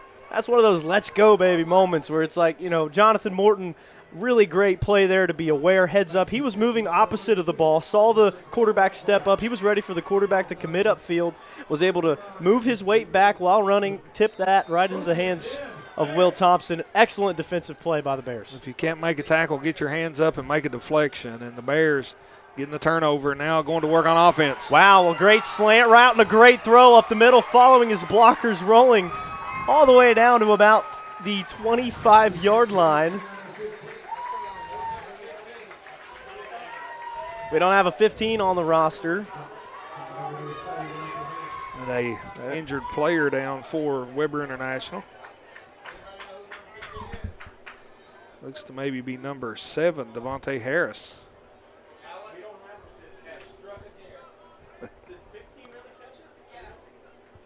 So we don't have a number 15 on the roster.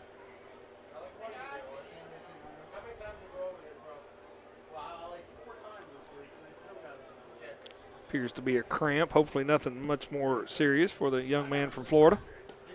We will get back to you as soon as we find out who number 15 is with that catch. I'm sure if you're his family watching, you know exactly who number 15 is. You're like, that's my kid. But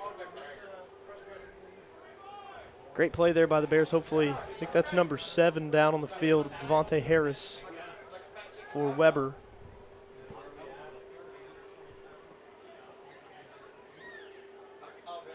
Nice pass and catch from the Bears. Kirkland adding to his yardage total.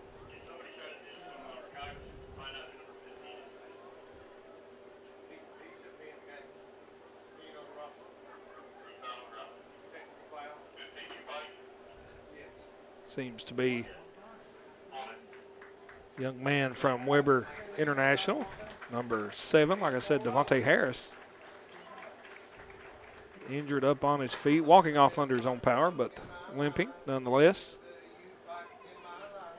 UPIKE Bears with the 28-0 lead. Come back out here and have the ball on about the 28, 29-yard line of Weber, looking to add more points on the board.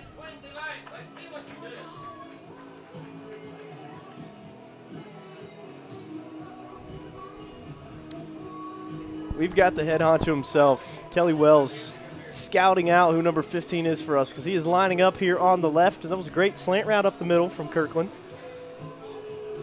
How about an 18-yard gain? Yeah. I mean, moving the ball down the field, getting close to the red zone, and trying to put some more points up on the board. First and 10, Bears.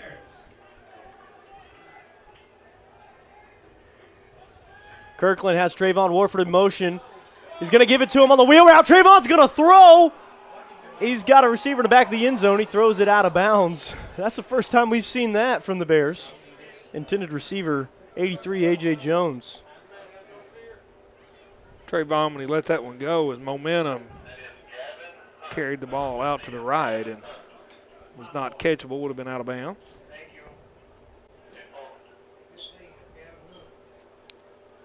Number 15 for UPIKE on that last reception is Gavin Hunt.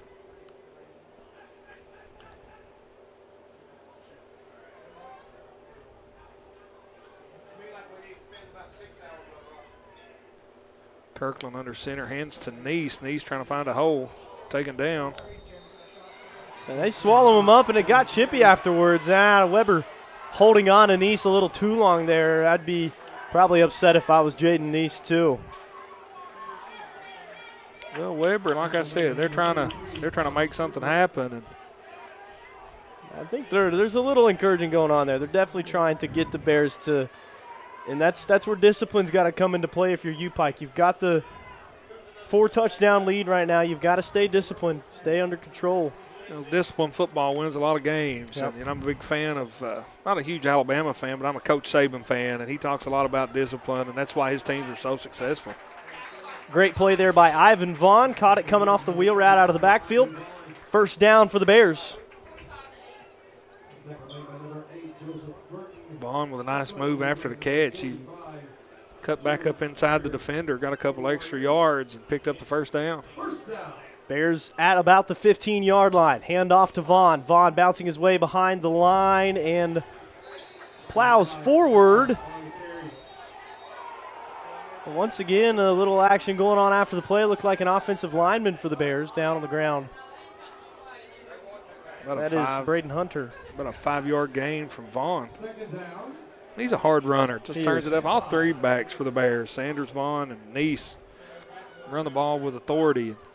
Really, you've got Vaughn, who kind of fit the archetype of a tough runner, a third down and one kind of guy, and you got Sanders, who can break a big play at any time. And here, Kirkland keeps it himself. Great fake handoff. He'll slide down around the 4-yard line. So the Bears will have first and goal. Or no, excuse me, it'll be 3rd and 1. They're just short. I thought he got it as well, Alec. He looked like he was sort of indecisive, either to slide or lower a shoulder. That situation, I like to see the big guy slide. Yep, absolutely. So now we're going to have a handoff to Vaughn. Vaughn misses a couple tacklers. He's pushing his way. He's got the line behind him, and there's a pile up. It'll blow the play dead. After the gain of about 2 yards, he definitely got the first. It'll be first and goal from about the 2nd-yard line as Jaden Neese returning to the game.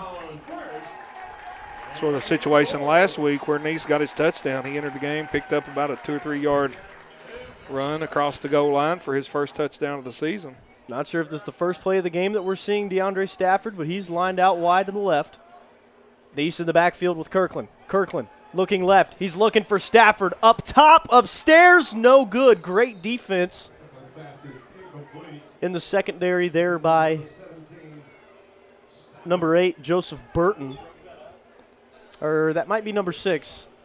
It's either 8 or 6, Burton or Jones. I think it's 6. Yep, it is Jimon Jones. McClenny, Florida native, has played really good defense. Really, the Weber secondary has not been bad. The Bears have been able to get it done through the air, and a lot of those have been yards after catch. Another handoff here to Neese. He stopped at the line, a hard hit by the Warriors. Credit number 36, it looked like James Moore getting the first hit. Big number 94 that time, Demarion Murray, interior lineman 4.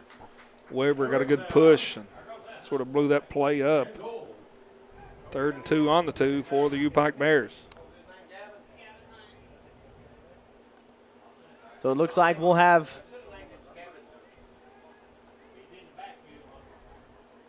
Gavin Hunt in the backfield with Lee Kirkland.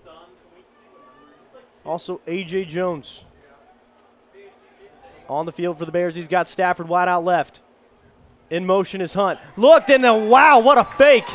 That's got to throw everybody off. I'd like to see the camera work on that play. What a play. Just dances into the end zone for a touchdown. Bears 30, 4-0. Jaden Neese picks up the rushing touchdown, his second on the year. And like you said, a great play call, but a great execution by Kirkland. He held that ball, made everybody think that the pass was going to come outside to Hunt in the backfield, and Neese walks in virtually untouched. So now we'll see Headley try to remain perfect on the season, and it's up and good. Splits the uprights. Here at Hambly, the Bears are rolling 35-0. 6 minutes, 6 seconds left. We appreciate you watching the UPIKE Sports Network, brought to you by Appalachian Wireless.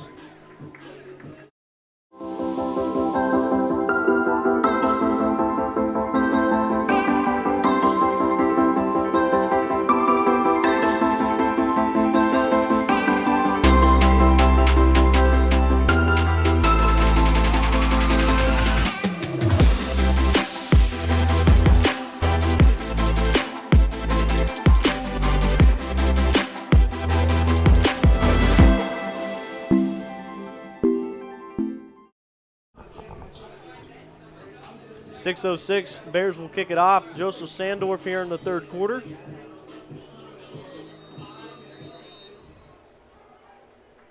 Bears survive a chippy possession there. Good defense by the Warriors, but the Bears were able to play call there on the goal line to get it done, and the catch is bobbled at around the 22-yard line, and driven out of bounds was number 14, Deshaun Young. He had no room to run, so this drive will start at around the 20-yard line. It was a good decision by the UPIKE special teams that time not to kick it to number 84.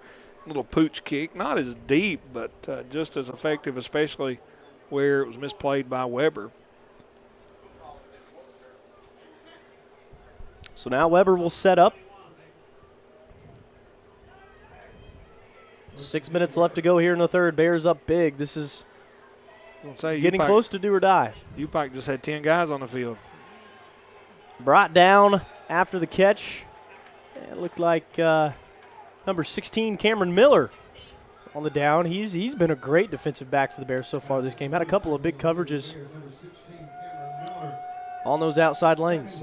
He has, and, that's a tough position to play. Your defensive back, Weber, been down a majority of the game, so they're putting the ball in the air quite a bit. So he's getting his steps in today while trying to defend these speedy receivers. Sipples looking sideline once again. That's Miller with the coverage, but a great catch. If he was in bounds, it looked like he was. Great catch by Deshaun Young there on the outside. That was great coverage as well. Good throw, good reception. Not a whole lot more Miller could have done. But that's like one of those, the one we had earlier to Alex Shelton on our sideline. It's one of those, great coverage, just a better throw, better catch. It happens sometimes. You just want to be in the right place, right time, make the play when you can. And you win some, you lose some. This handoff is stifled after a gain of about 3. We'll see where they spot it. On the run, number 25, Matranius Mack Jr. Trying to see who was in on the tackle that time for UPIKE. I want to think it was number 8, Tyler Little, with a stop.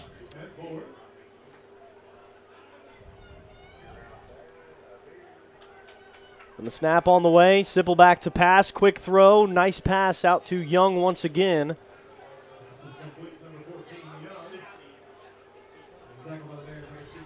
Cameron Miller once again getting his work in. Yep. They're favoring that left side heavy. I wouldn't be surprised if they maybe try to push it upfield with a couple run plays and then open Young up on the wing outside. Young seems to be his favorite target right now as he comes this side to number 11. Spinning and down around the 35. Jacob Moss on the reception. With a last name like Moss, I feel like you have to play wide receiver. You have to. I mean, there's no other. You're not going to be a lineman. So Jacob Moss, the junior from DeBerry, Florida, has Weber moving down the field here on what has been an excellent drive, but we've seen it a few times. We've seen them get down the field quickly on a lot of good plays, and now another run up the middle, and they just have not been able to execute in the red zone. Bears have also been awesome on defense in the red zone. I mean, forcing a couple of turnovers, and, of course, that stop there with 20 seconds left in the second quarter. Those are just examples of, hard work outdoing good offense. Yeah, Mice and Livingston in on the stop that time. And it's sort of the bend, don't break defense from the Bears. They've given up some plays and some drives, but when it came down to it, they've been able to get stops and get off the field and turn the ball over to their offense. Here we go, Sipple. He's going deep. That's for number 5, and it's overthrown. Looking for Freddie Hewley on the left side, and great safety play there by UPIKE. Chris Dublin was playing that zone in the middle of the field, was able to fly to the ball quickly. Even if that ball was on a dot, I think Chris Dublin would have tried to have something to say about it. Sledge, Ivan Sledge, the defensive end from UPIKE, putting the pressure on Sipple that time. I think he may have heard some footsteps and let go of it a little earlier than he wanted to. Here we go. Sipple once again looking left side, looking at the out route, and awesome defense once again by Miller. Are they going to get him? It looked like the flag might have been behind the line of scrimmage. Maybe get roughing the passer. Bears number 8, Tyler Little. It is. So that will be on Tyler Little, and you can't hate that. That wasn't anything malicious. That was just a big guy going to the ball. Big guy going to the ball, half a step late. Yep. You know, it's one of those things where, you know, and it's so unfair to these defensive guys because you teach them, you know, to go and make plays, and it's hard to pull up. It's hard to, you know, let up and not finish the play. And little flag, 15-yarder, but 1st and 10 on the 18 for Weber. That's Sipple picked off over the middle. That's Jonathan Morton he running take it. on his way down the right sideline. He's got blocks. He's got room. No the flags. The big boy's moving. Taken down almost just short. It's a touchdown. He's in. Touchdown. Oh, a flag back here. Oh, there's a flag at around the 40. Oh, the 39-yard line. So it remains to be seen, but the Bears are trotting back. Hope to God for the big boy's sake, Jonathan Morton, that was for nothing, because, you know, that was a long trot downfield. He's winded. and Morton played an outstanding route. He just dropped back in coverage, read the quarterback's eyes, jumped in front of the pass, and made the nice interception. Nice return, had some teammates blocking for him as we wait and see what this flag is going to be. Either way, the Bears will have the ball. Yeah.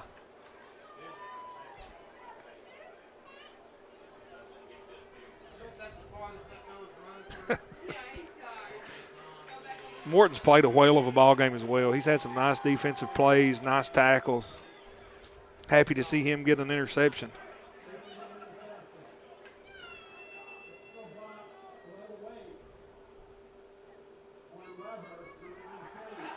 And that penalty is on Weber, so the touchdown will stand for UPIKE. And the big boy gets to have his moment of glory. And there's nobody happier right now than Jonathan Morton. And it wasn't all for nothing, fella. NAI football last week named him Defensive Player of the Week. And he takes that ball a long ways to the end zone. I don't know how many tackles he's got tonight, but with that interception and touchdown, he may be in the running for that 2 weeks in a row. The conference award could be pending absolutely for Jonathan Morton. He's already at 6 tackles, 5 of those solo. UPIKE is in celebration mode. They're going to have to burn a timeout. Not enough guys on the field to convert this PAT. Headley's like, come on, guys. Like, I still got to do my part. It's got to be 42, not 41. Keep it an even 7. So Jonathan Morton, great play, pick 6. Bears' first pick 6 of the season. First interception of Morton's career as well. Everything going well for UPIKE. The orange and white are rolling here today. A beautiful afternoon in Pikeville. You know, we saw, and we talked about, Alec, when we came on the air to start the third quarter, what Weber had to do to try to get back in it. They had to go to the air. They had to, you know, try to muck it up a little bit, dirty it up a little bit, try to catch UPIKE off balance. But, man, the Bears have really answered the bell. They've had a rushing touchdown, a defensive touchdown, and just really grabbed a hold of this momentum, putting up 21 points, hopefully 21 points here in the third quarter with still 3.5 minutes left to play.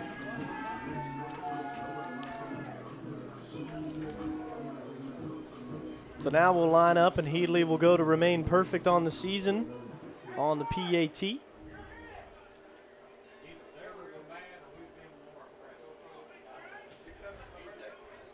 This game shows all of the signs of a good football team we saw from the Bears last week with that polish that separates.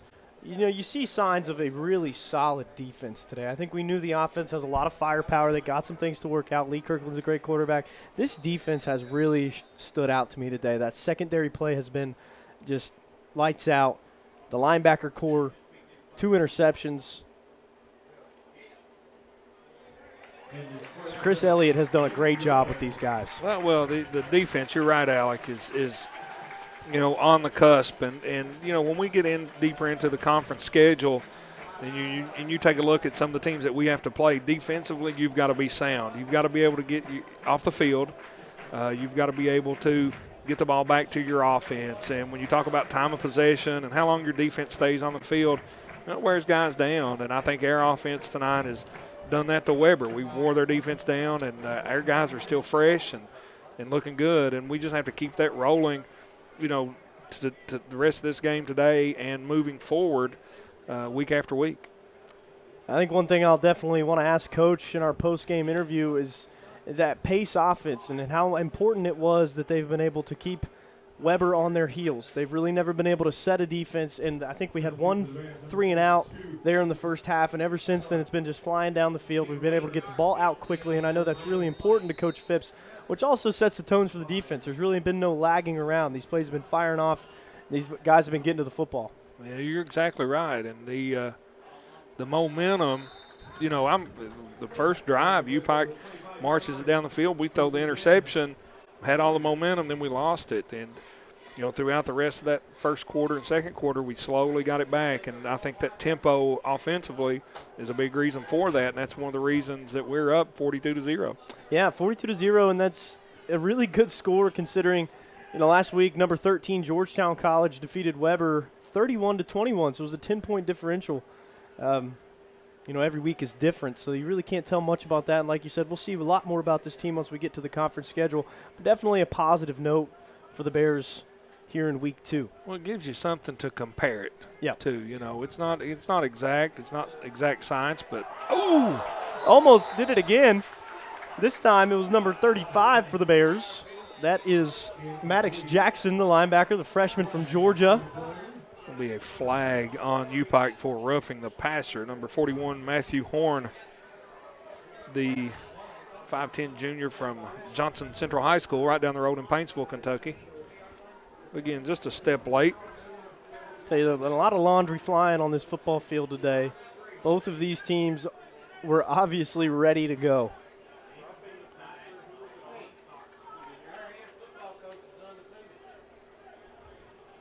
Yeah, and that's what you expect. I mean, like you said, Alec, these guys haven't played football in quite a while. They've, last season was so messed up, not playing in the fall and playing in the spring, and it was football, but it didn't seem like football. You know what I mean? Yep.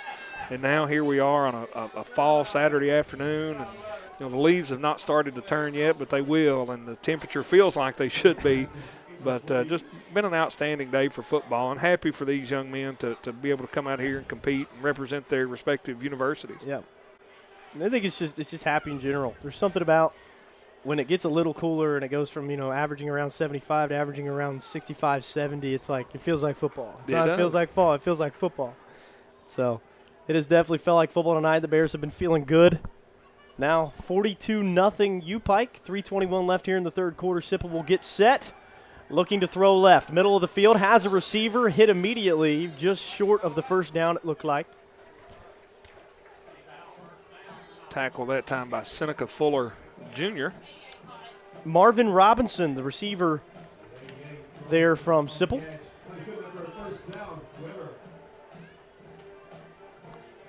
So now we'll have a little bit of a pistol look from Weber. 3 wide out right, 1 receiver to the left. Fakes the handoff, goes over the middle once again, and that one's caught for a gain of about 7 yards.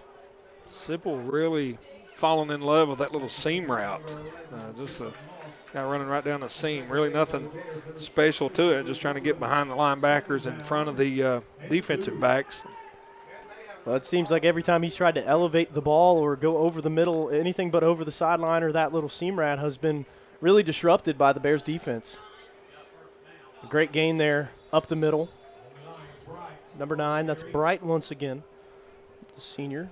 He's had a really good day rushing the football, but, you know, his team got behind, and now Weber really relying on the air attack, trying to put some points on the board, but that carry should have probably put him over 100 yards if he's not been there already.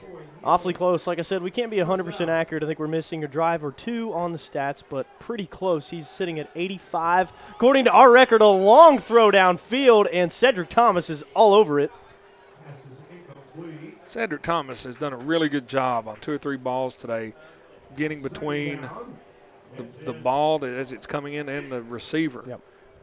Which essentially turns him into a receiver. And I think that time I thought that may have been called offensive pass interference, but because he had the inside route to make the play.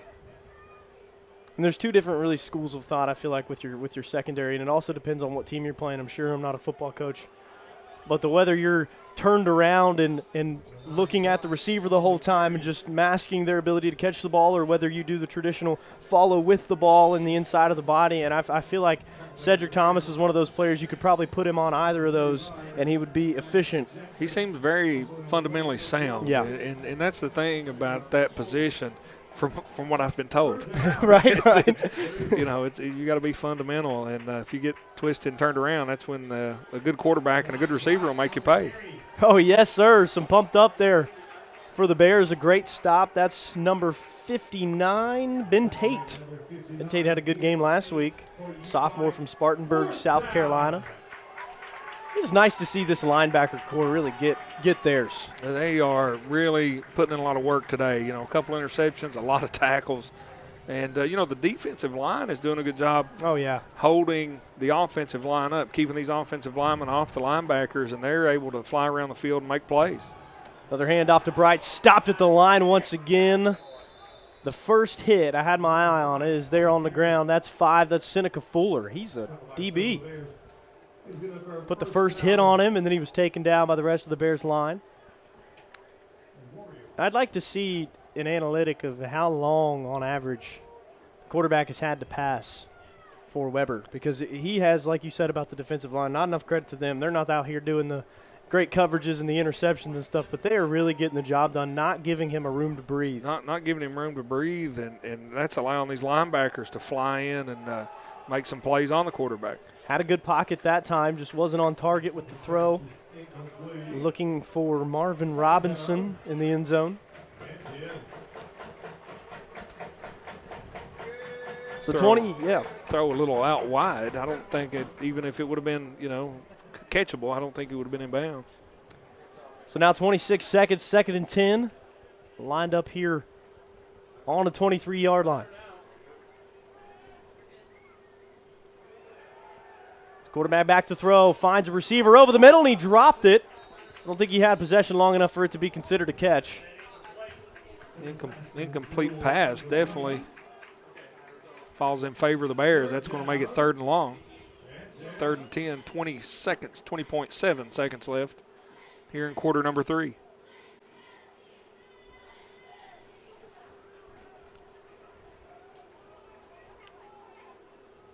Trips right here on 3rd and 10 for Sipple. Little draw play. Bright's trying to bust it up the middle. Gets a decent chunk of yardage. Not enough for the first.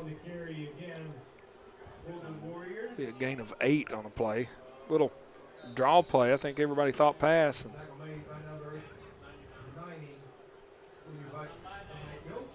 UPIKE Bear down on the field.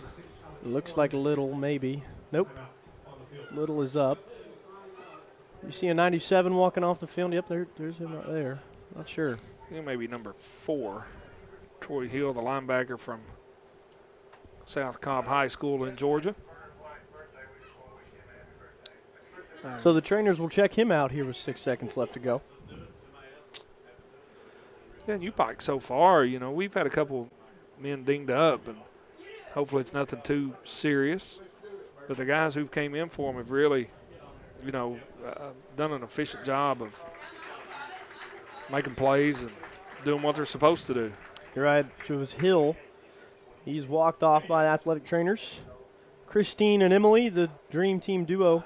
Tell you what, those two ladies work harder than just about anybody else. I tell you, they've done a really good job. My oldest daughter goes to UPIKE. She's a senior, and when the pandemic started, these trainers helped so much in not just with the athletes and the COVID and the protocol and all that, but with all the students. And really a tip of the cap to them as they've helped navigate this university through a global pandemic.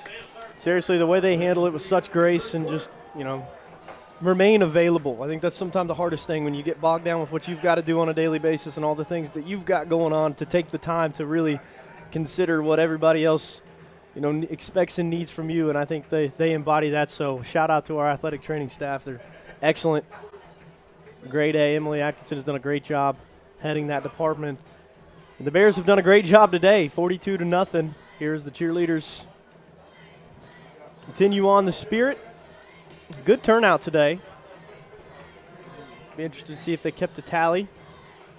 It's a great day for football. Especially UPIKE Bears football as they lead 42-0. Yes, sir. Good day to be the Bears. A lot of good things to dive into, folks. We're going to try to run the coaches show once again on Thursday.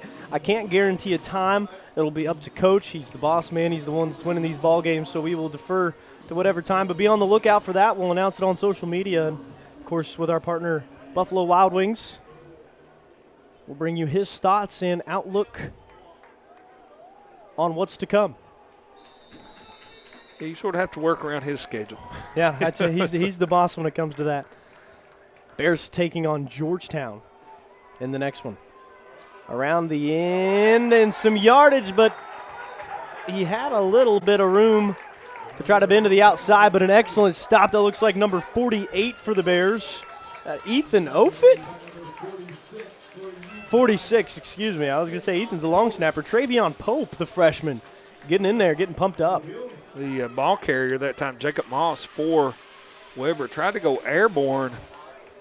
Wasn't able to pick up the first down, and he's still down on the field being attended to by Weber International training staff. So taking a look ahead here for the Bears. It'll be Georgetown October 2nd. That'll be next Saturday on the road before the Bears continue to Campbellsville before returning home on the 16th. A rematch of the Bethel game from last year where the Bears were able to get a top 25 win before taking on the national champs right here at home on Senior Day on the 23rd. Then the Bears will round out the home schedule for homecoming, which will also serve as the day for the Hall of Fame induction. We will have basketball on that day, football that day, so we are going to have all hands on deck, and it is going to be a very exciting day to be the Bears on the eve of Halloween. Very busy day for the sports information director. It is very busy.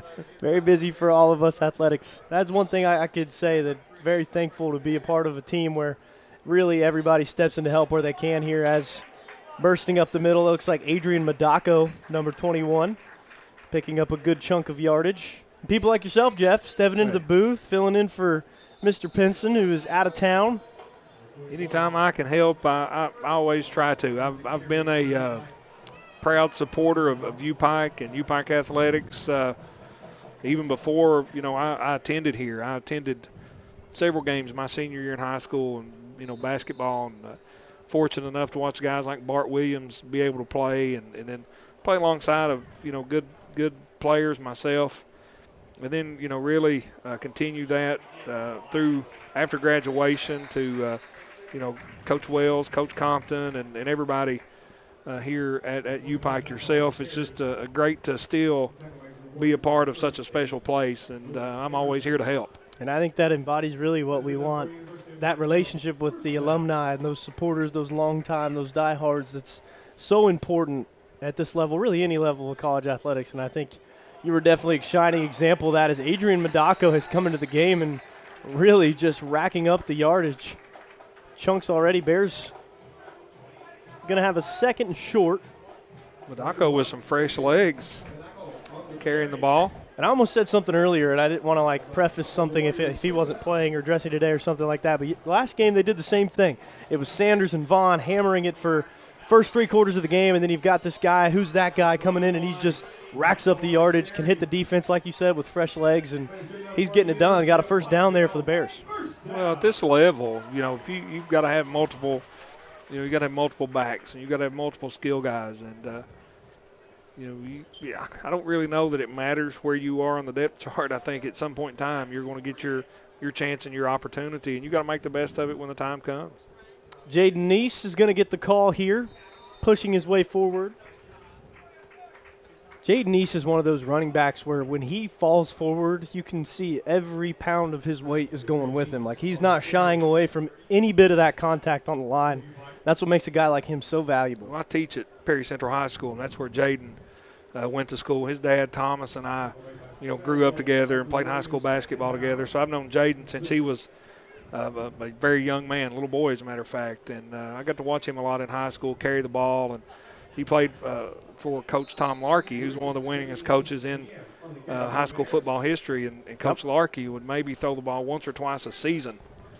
Not a game, a season. Wow. So Jaden got a lot of opportunities to carry the football, had multiple games over 300 yards. So he knows what he's doing back there, and good to see him get that touchdown earlier in the game. Couple Jaden Neese carries have the Bears set up at 3rd and 3. Fake handoff to Madako. He's got Shelton, the big guy. Shelton makes a miss, switches direction, and showing off the finesse. Not only does he have the brute, but he's got the finesse footwork as well. Put him on skates right there, able to keep slipping and sliding and pick up the first down. I'm not sure if he's got as much lateral speed as maybe Clark, but the execution was there. He's quick. Madako once again with the handoff here. Bears now just grinding it down. Here, it gives you an opportunity to work on your run game, your blocking schemes, and like you said, that offensive line is such a cohesive unit, and they got to work together. So we'll have a flag on the play. I didn't see whether it was thrown during or after.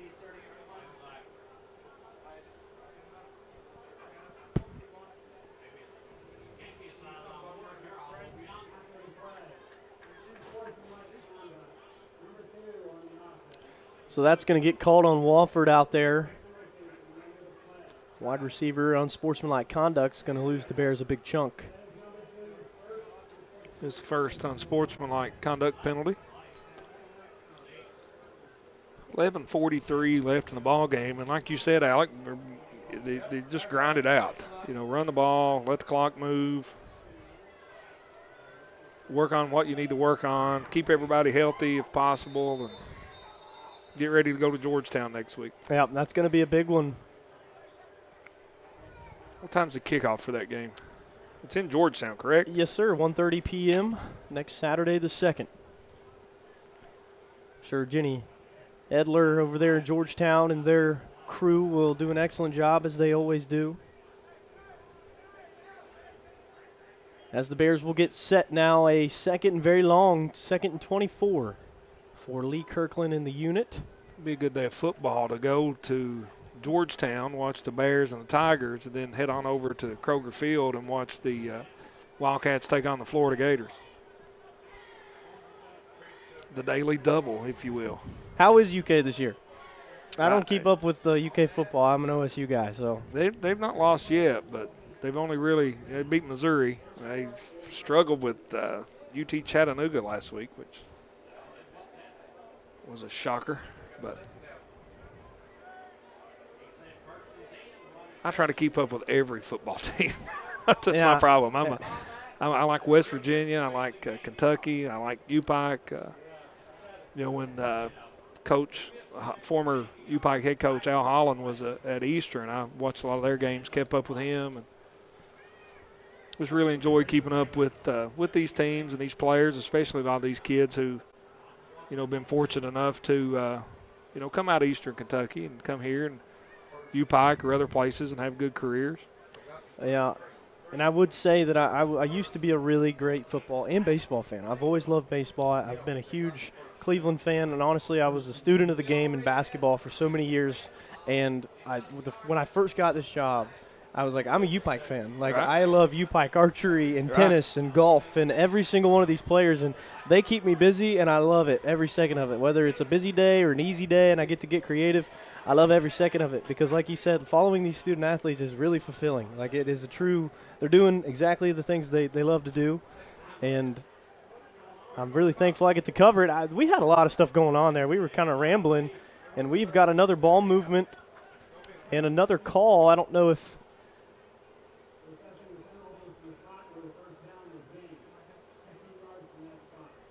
okay, so they marked it back to where the first down was made, and then they're coming back 15 yards. They originally marked it from the original line of scrimmage, so it's not going to be back as far.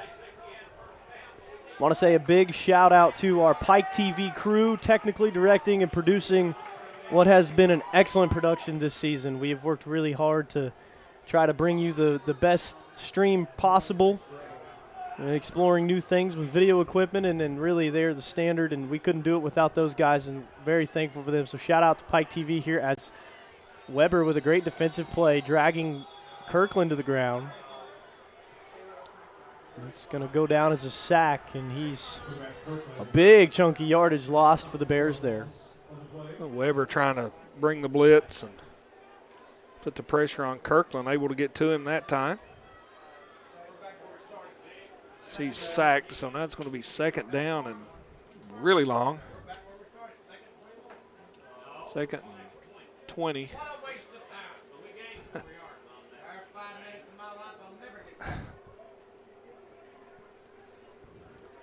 All right, so now second and 20.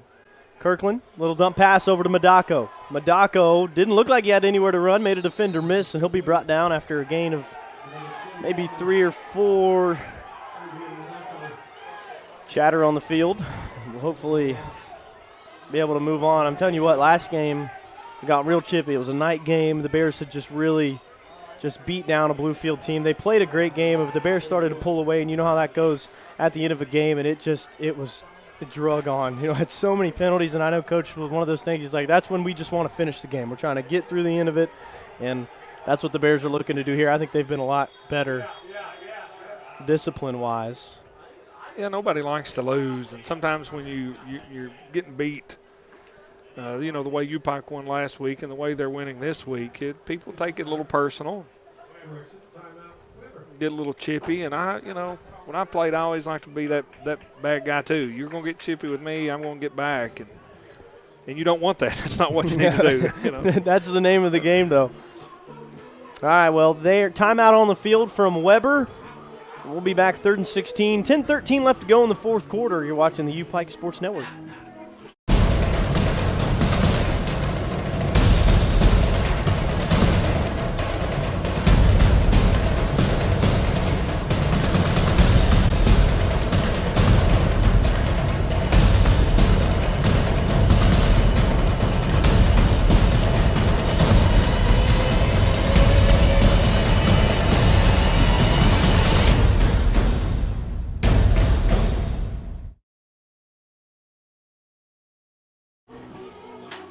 Bears football, 3rd and 16, ball on the 42-yard line.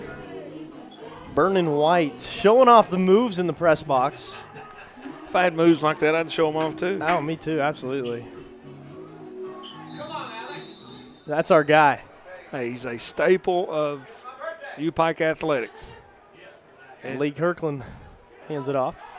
Oh, Madako's got some room to run. Darting up the middle. That's going to be a touchdown for Adrian Madako out of nowhere. The Bears kind of lull us to sleep. All of a sudden, Adrian Madako turns the Jets on. 48-0. 3rd and 16, and I think Weber was thinking pass. Madako was thinking, I'm taking this to the house. As he rushes for a UPIKE Bears touchdown. as someone who doesn't consider myself much of an athlete, especially not anymore, it's amazing to me how quickly they can flip the switch from reading the block to shooting that gap, finding that lateral speed to get upfield. Well, one of the things you cannot coach is speed. Yep. And no matter how hard you try, you can work on drills, you can get quick. But Madako there, once he broke through the linebacker, he was gone. Turned on the jets, outran everybody for the touchdown. Wow, great camera work down on the field, bringing you those shots. It looks like they've got the stream pulled up, so we got a little bit of inception here as they're watching Madako score. The stream's on about a 30-second delay from real time, so his teammates were hyping him up, showing him the live stream of him running upfield. That's the kind of stuff we love to see. Yes, it is. And we love it. We love when the student athletes are active, involved. You, by the way, are one of our best fans on Twitter. Hey. We love it.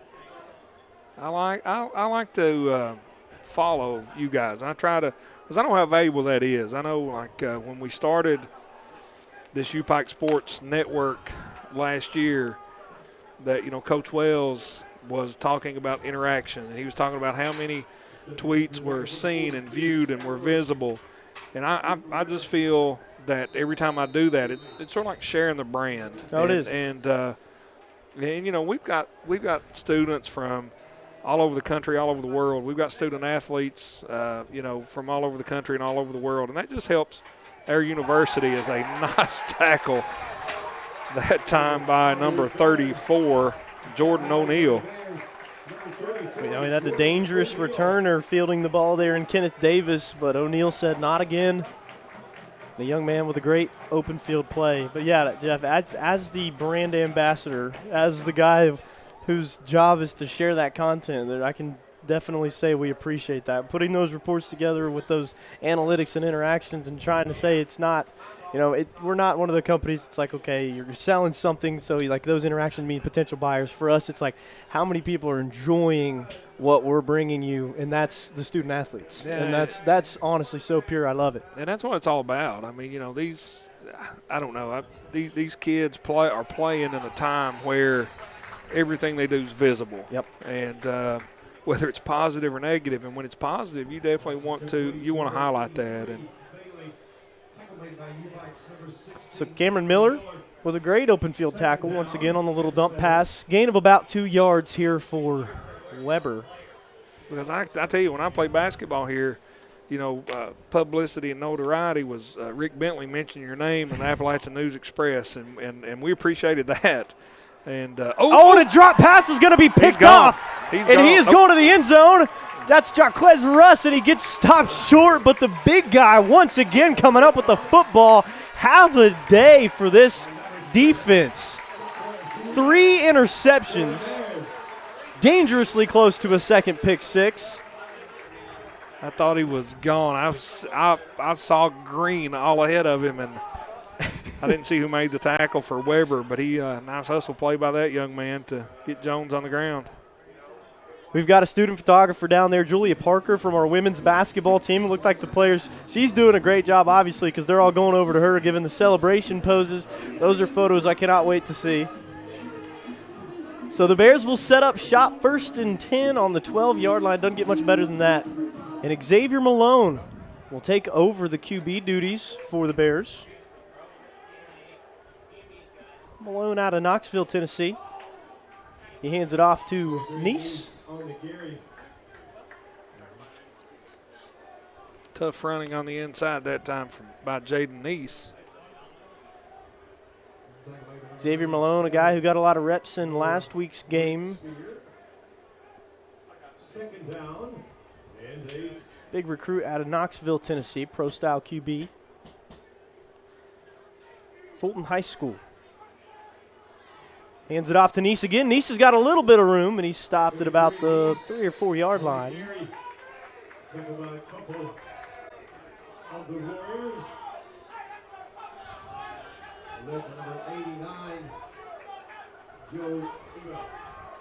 Love the energy from the coaching staff. I can hear him, man. That's what I was. A lot of these guys on the booth up above us are, hey, you know, these assistant coaches, man, they work hard. Yes, they do. And, you're here pitching a shutout with a chance to go up 50-0. You want that to happen. You're happy for these young men. Xavier Malone awaits the shotgun snap, 3rd and 2. Looks to his right, throwing the fade route to Clark. Clark's got the height advantage, passes a little high.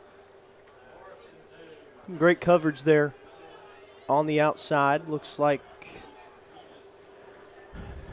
I need to get my eyes checked. So I need to go see the optometry department. I think it was Cody Braden. Nope, I'm sorry, he's a quarterback. 42. 42. That would be Warren Laguerre from Boca Raton, Florida. Good coverage there on the outside, so that'll leave Headley.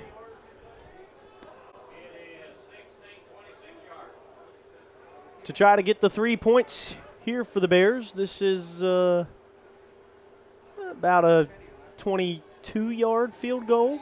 Field goal is good. Nails it easily. Headley can kick. I like this young man. Yeah, he's been consistent too. I really just, you got to appreciate that because it hasn't so far this season.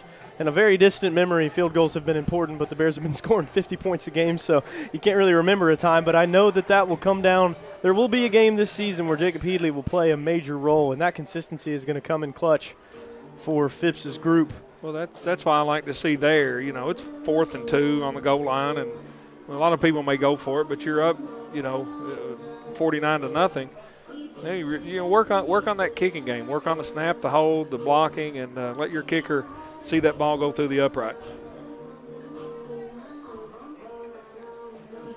So the Bears will get set to kick it off here. 8 minutes to go in the 4th quarter. Again, a big thank you to our game day sponsor, Mr. Gaddy's. We've got a shot. Coach Jiggs up there. Looks like Coach Tinsley getting with it.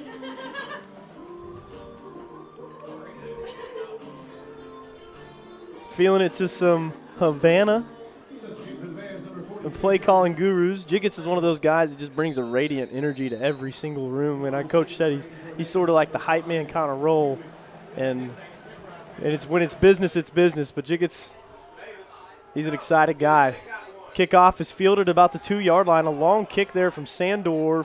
Ran out to about the 22 and stopped by 83 and 35. That's A.J. Jones and Maddox Jackson. Nice special teams coverage by the Bears. Really, the only hiccup was the kick. They allowed a kickoff return for a touchdown, which it was called back due to the block in the back, and that was probably why it was the young man from Weber returned it so far. But that was the only really blemish on the otherwise dominant performance from the Bears today. So Weber now will have 1st and 10. Ball on the 20-yard line. It'll be a QB keeper. Someone for 4 or 5 yards. 15, on the carry. I think that is their 3rd-string quarterback. 19. Yep. Number 15, Adrian Wilkerson. Yep, 19 was Sipple. Wilkerson, a true freshman from Douglas, Georgia, getting some reps in here for the Warriors. Drops back to pass, give him a chance over the middle, tipped at the line. It may have even gone off a helmet there. Looks like 92. Zane Carter, nope. 93? I think that's Reginald White, the freshman from Louisville, Kentucky, there on the D-line. Don't know if he got a hand on it or maybe his helmet. Either way, it definitely changed the trajectory of the ball. Forced the incompletion. Stepping back once again, he's forced to scramble, steps up into the throw and has a complete pass over the middle. A young quarterback with a really nice athletic play there to keep the play alive. He completes it to Marvin Robinson. Number 24, Anthony Collins, the UPIKE Bear on the tackle. First down, Warriors. Warriors now. Ball on a 41. Running to the outside and stumbling for about 7 yards. A good pickup there. It was 24, Rashad Freeman. Tackled by Troy Hill on the play. Everything already decided here. Alec, accept the final score. 6.5 minutes left, and if you're Weber, you just want to see some points up on that scoreboard.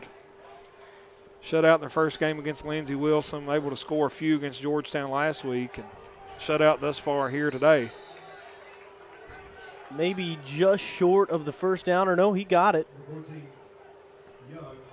With the forward progress, he will have the first down, and the ball will be spotted at about the 46-yard line. An update on archery. I will need to go and check those scores from today, but as of yesterday, 2 archeries winning regional championship titles. Yesterday at the 3D regional championships, and today, of course, competing in the Mid-South Conference 3D championships. Had multiple top 5 finishers that will be in the individual shoot-downs today. And a huge shout-out to Ellie Yoakum, Jonathan Clemens, our archery coaches. They've really done a great job with that group. Archery was something I was new to. I spent some time at University of the Cumberlands before coming here, and they are – Ellie Yoakum is a product of the Patriots, and both of these schools do a really good job, and it's a really interesting sport to try to get into. You know, we had in Perry County, we had a lot of archers. We had an archery team at the high school. We had some even at the elementary school level, and we had a lot of kids that really compete. And it's serious stuff. No, and, it is. Shout out to those coaches and athletes as they compete for those championships. Reigning Mid-South Conference champion men's and women's bowling teams also in action today. So once this game wraps up, as another first down is churned out there by White. Excuse me, that's Freeman once again. Bowling results awaiting. They might be sitting in my email inbox, we'll see. But be looking for the content tonight. There's a busy weekend for the Bears. We will be bringing you graphics and writing and all the fun trappings that come with a lot of Bears competing this weekend. And like you said, it's a busy time. I mean, obviously we're here at football, but, you know, the bowling, archery, men's and women's soccer, I think both played yesterday or day before. Yep. It's just an exciting time on campus right now. The softball team playing some fall ball. They were in saw Coach Staggs down there earlier. They were in Johnson City playing last weekend. So definitely a busy time of year, but a good time of year and a good time, as always, to be a UPIKE Bear. Absolutely, and my shout-outs go to all the SIDs, athletic departments, and coaches out there.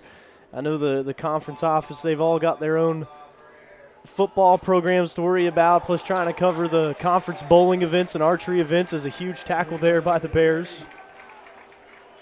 Number 66. I believe it was number 55. May have been 55. William Rudisil. It was a nice tackle. Well, he's an O-lineman. I could be wrong.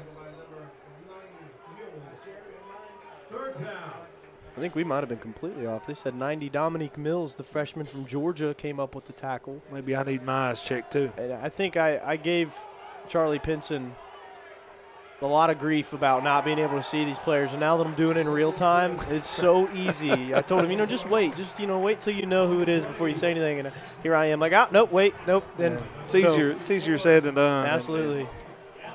A big shout out to Charlie. He couldn't be here for this game. He's out of town in Tennessee this weekend, but he's brought you UPIKE football for its entire lifespan. Since 2001, Charlie Pinson has been the voice of UPIKE football, and we appreciate everything he does and look forward to him returning to the booth.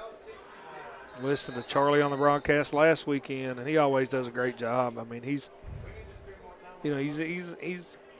invested in this program like so many of us are, and just wants to give credit where credit is due, recognize these young men for their hard work and talent, and hopefully bring home a Bears victory. 4th and 21, 3:05, timeout onto the field. We'll send it away for a short break. Just 3 minutes are left in this one. Hopefully the Bears take it away. You're watching the UPIKE Sports Network.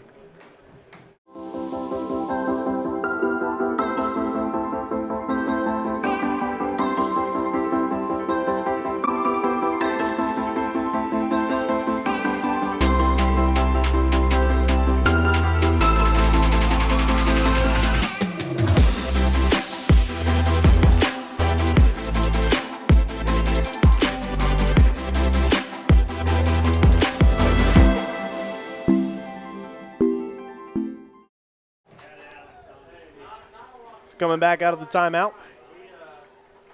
Bears all but sealed the deal here. 4th and 21 for Weber, the punt team back.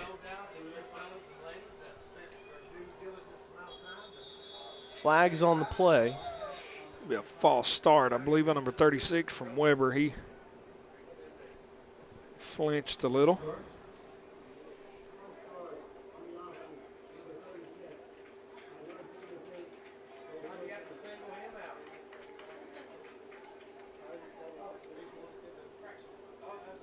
Given a chance to both teams to work on some special teams here. Weber 4th and 21. Ball at midfield as the UPIKE awaits to return the punt.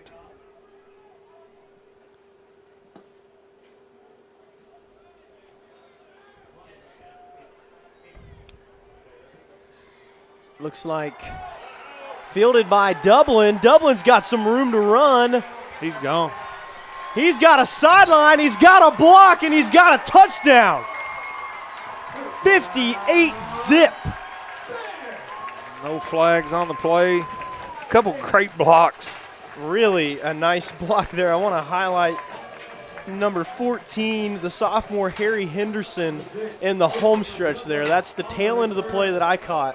But the entire way down the field, there was not a single player not looking for somebody to block. Maybe there is a flag on the field over there. I don't know. The line judge on the far side, but I don't think he was touched. I think he was.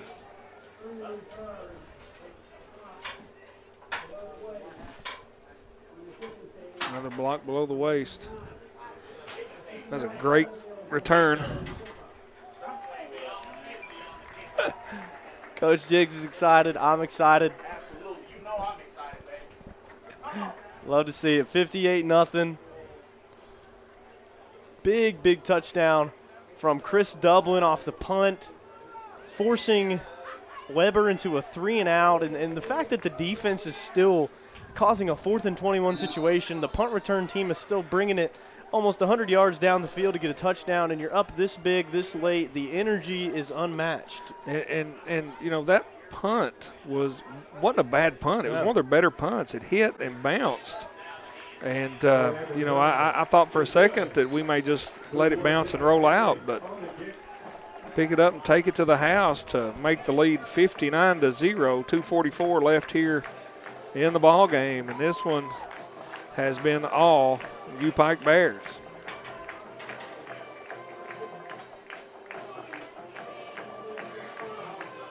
Another penalty on the play from, I didn't see what it was, but it was against Weber.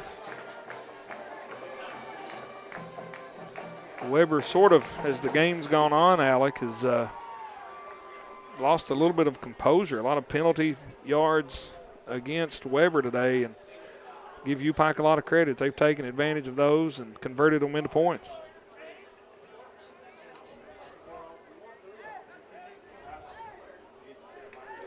So after watching this game with me, Jeff, what are some things you want to hear from Coach after the game? What would you be interested in hearing from Phipps as we exit?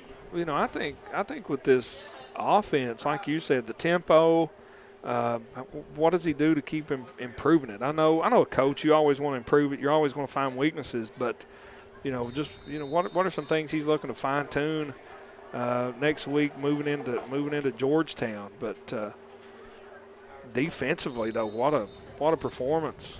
Shout out to this defense to 59-0. So we've got a down kick in the end zone. It'll be a touchback. Warriors will have 1st and 10 at the 25.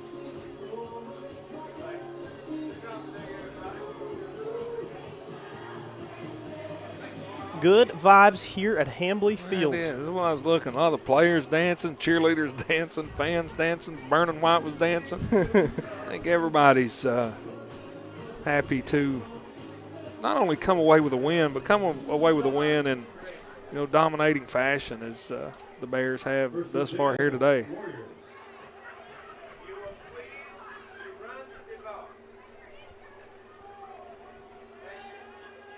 So we'll have a run here. trying to get around the outside, stopped by a multitude of Bears. 45, Paul Mauricio in on that effort. Number 24, Rashad Freeman on the carry for Weber.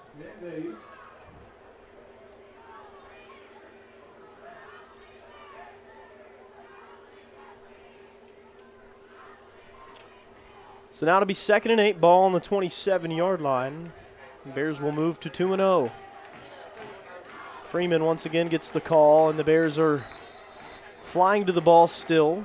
Carmichael in there, getting in on the tackle. Weber just content to keep it on the ground those first 2 runs. Dustin Long as well, flying to the ball.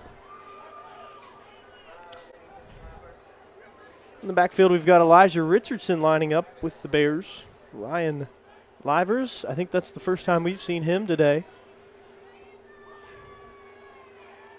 So maybe some younger guys getting some snaps here, and great coverage there. 46, that is Travion Pope, freshman from Valdosta. This is great coverage. Defensive end having to go out and cover a wide receiver running back, and got a hand on it, knocked it away. And the Weber International Warriors will line up and punt the ball away.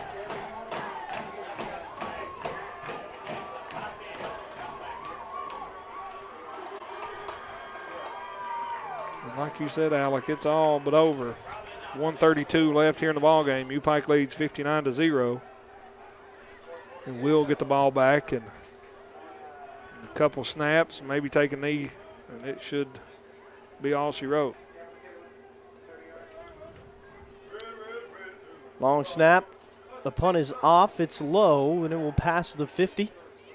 And that is when I will pass it off to you. I'll be headed down to the field to get a comment from Coach Phipps. If I don't get to talk to you anymore on air.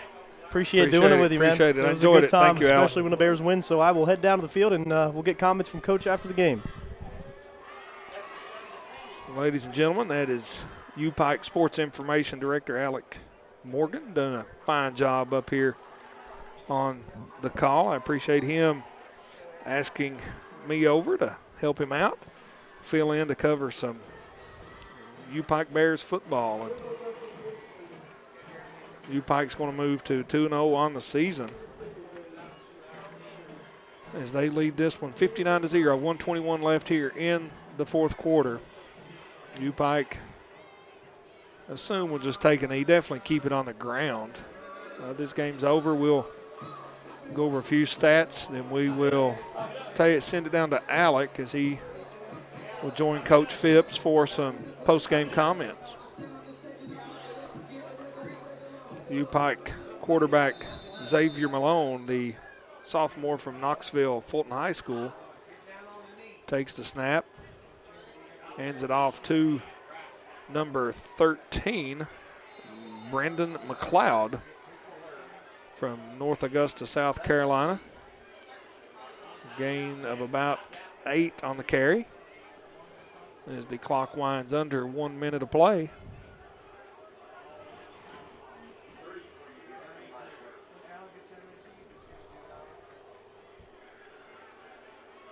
Great crowd on hand. A lot of folks still sticking around.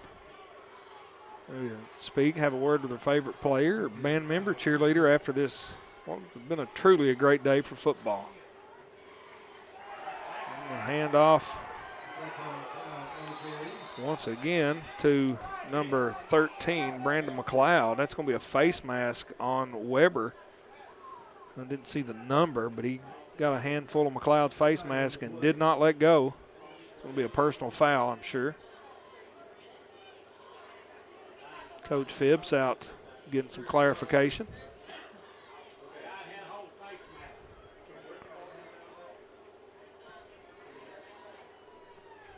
.3 seconds left here in the ball game. Appreciate you folks tuning in to UPIKE Sports Network, brought to you by Appalachian Wireless. We appreciate them. We also appreciate today's game day sponsor, Mr. Gaddy's. Great crowd on hand.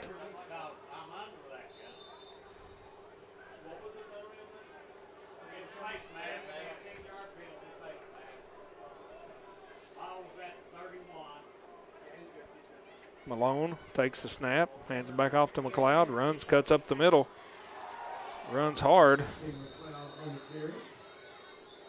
Ball came out, but I believe they're going to say he was down, as it's going to be all over but the whistle, as this one's going to wind to a halt, and your UPIKE Bears are going to come away with a 59-0 win over Weber International here on what has been a great day for UPIKE football.